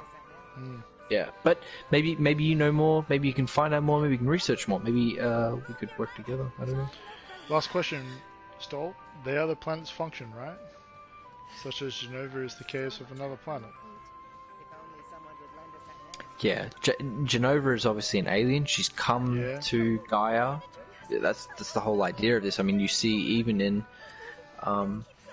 the VR sequence when we're learning all about the ancients and that sort of thing. You see Genova's landing. It's an asteroid shooting star looking type thing falling towards Gaia, and that is clearly a it's an anomaly. It doesn't belong there.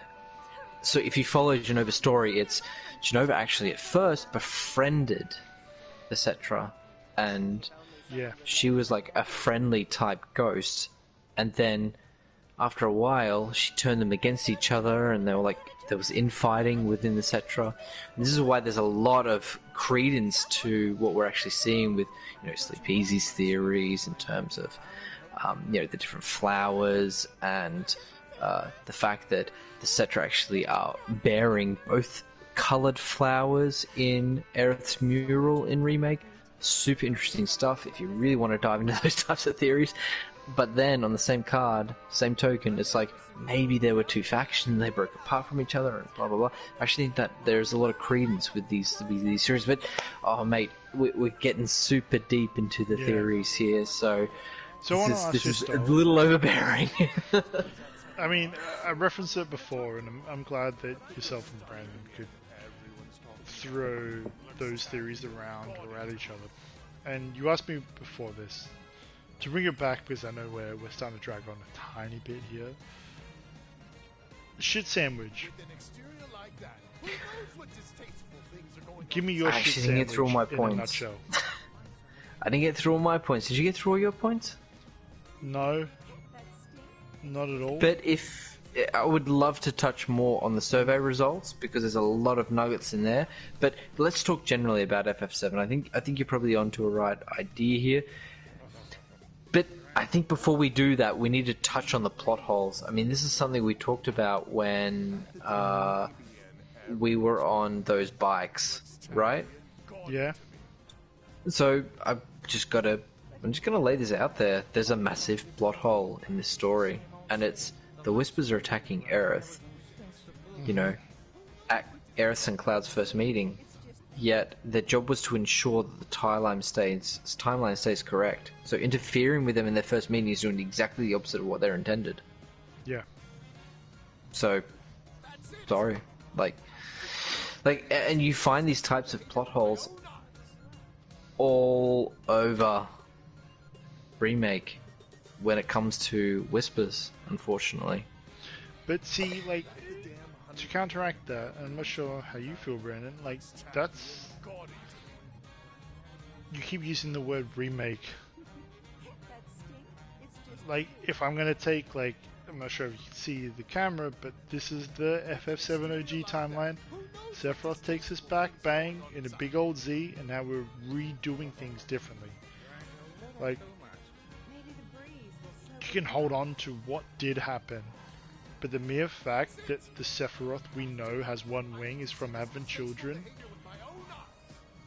just tells me, you can't hold on to anything in OG.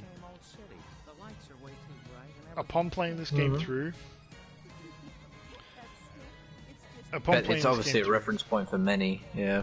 Yeah, that's the whole point. They're saying, don't believe what you played through the first time, because this is not a remake. And it brings me back to the original. That's why we played the trailer. You know, that trailer in 2016, if you go and rewatch it with those exact words, they're telling you it's not the same game. It will not be the same game, and the story will not be the same again, because the story continues from what we're about to do. Maybe it's not the right thing for some people, maybe they don't like it, but that's how I personally feel. Personally, I'm not attached to it. Change the story all you want. It's not a big deal for me. I just want to hear good storytelling. So, beside all that, Stoll, I'm going to break it down as simply as I can. And Brandon, please, as simply as you can in chat, your shit sandwich. What did you love, dislike, Okay. and then what did you love again and want to continue? Got you. So, my shit sandwich is continue the great character representations of OG. Fantastic to see that stuff. Start testing us in terms of offering a boatload of more miserable items. Like, I don't know about anybody else in the chat, but for me it was so fun to be able to say, I've collected them all, I'm so powerful, I've done this and that. Yeah. Allow those options. And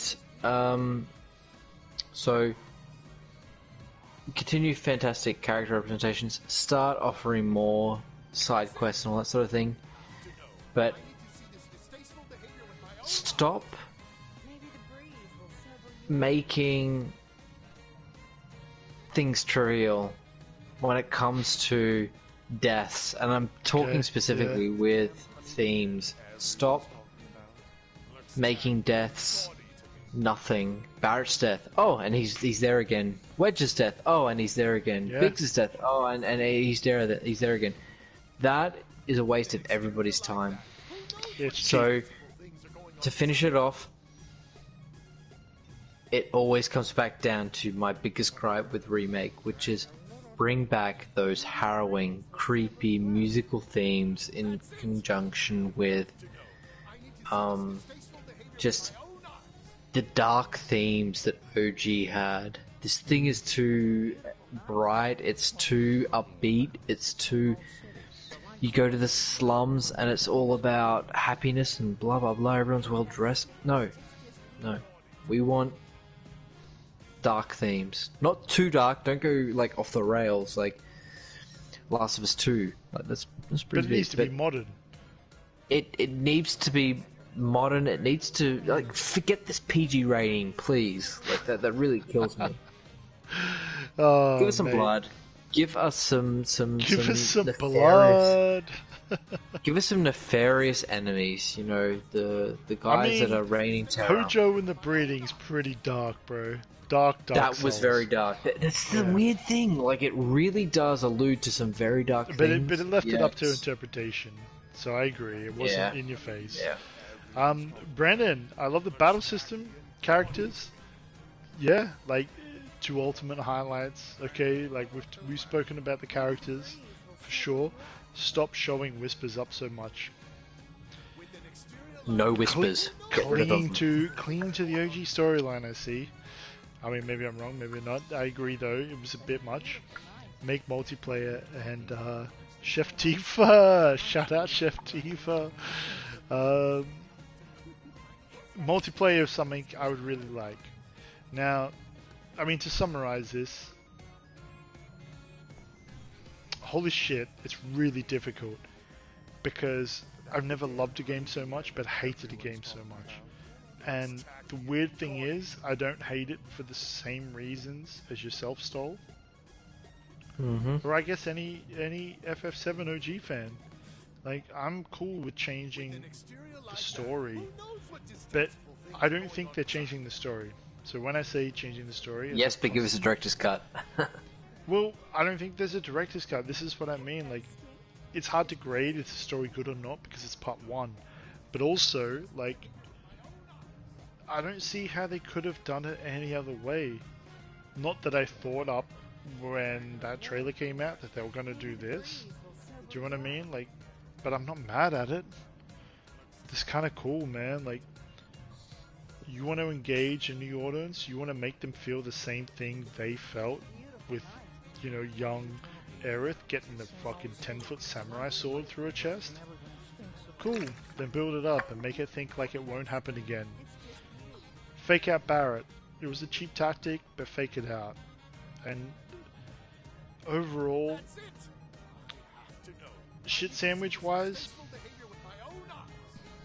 I love the environment, I love the cinematics, I love the adaptation of the characters because it's exactly what I had in my head when I was a young kid.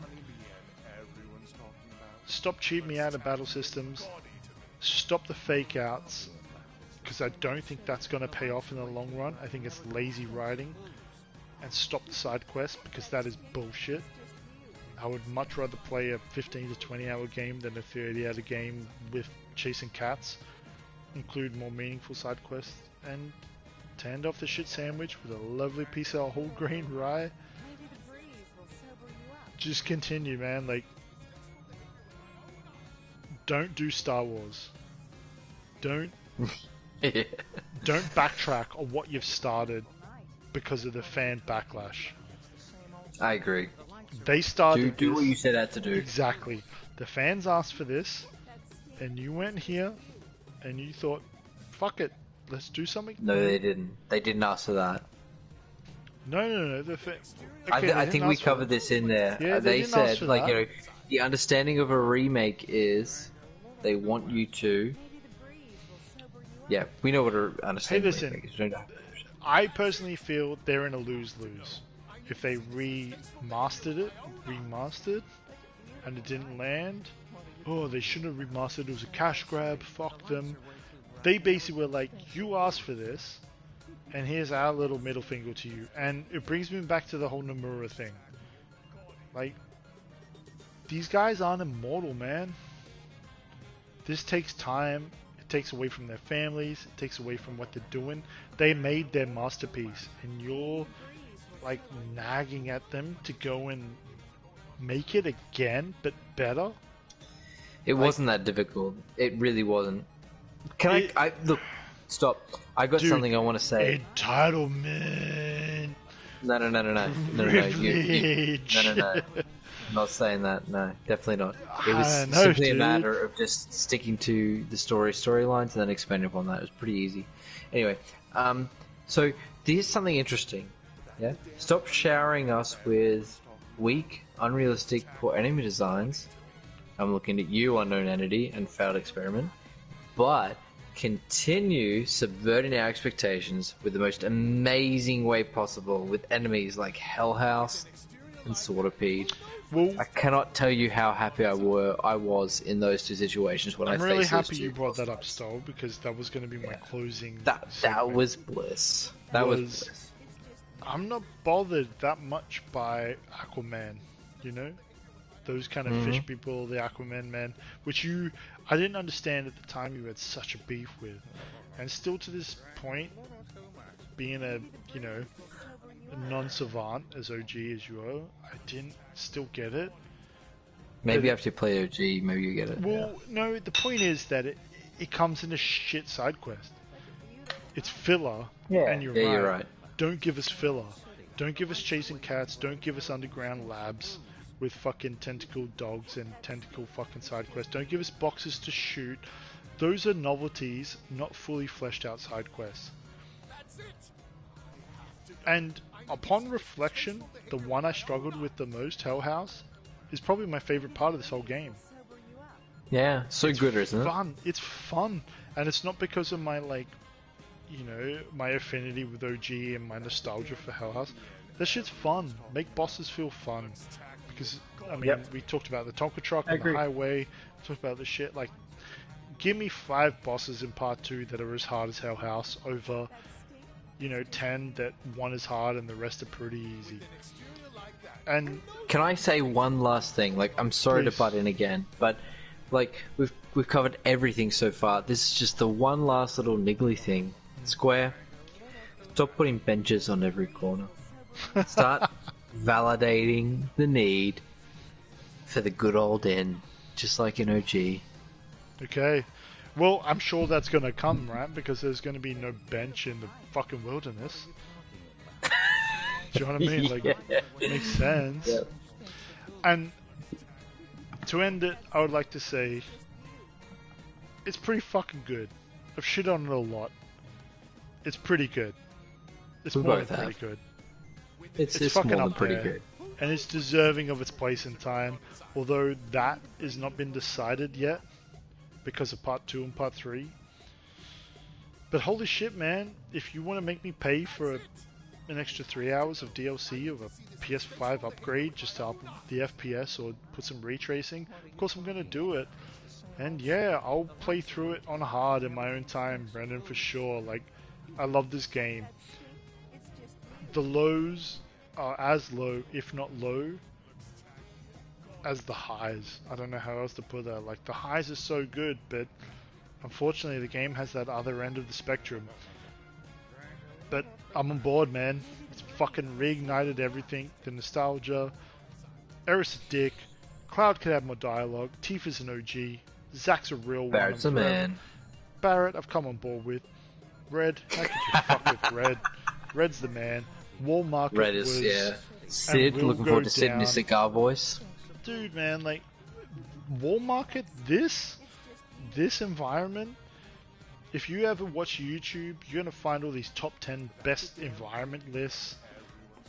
10 years from now, all these channels, whoever it is, whatever channel you watch, Gamer Merchant, IGN, What Culture, whatever the fuck, they're all gonna reference this as one of the greatest spaces in gaming history, because it is. That chapter, hands down, fuck me, so good. Yeah, great journey, man. Great journey. And I've enjoyed it too. Thank you so much for having me. it was pretty sick. Glad, hopefully you enjoyed the chat, the theories, and I'm sure there's many others. Like, there's so much more we could talk about. Whether it's just like, Yeah. I was just looking through my list of notes and I'm like, oh yeah, could have talked about the mini games, you know, like squatting or the bike challenge, whatever. But it's like this is the thing with this game is we could sit here all night and talk about it. But at one point we just got to say goodnight, ladies and gentlemen. Exactly. And I hope you keep the, in true fashion, the beer's cold and the Buster Sword sharp, everyone.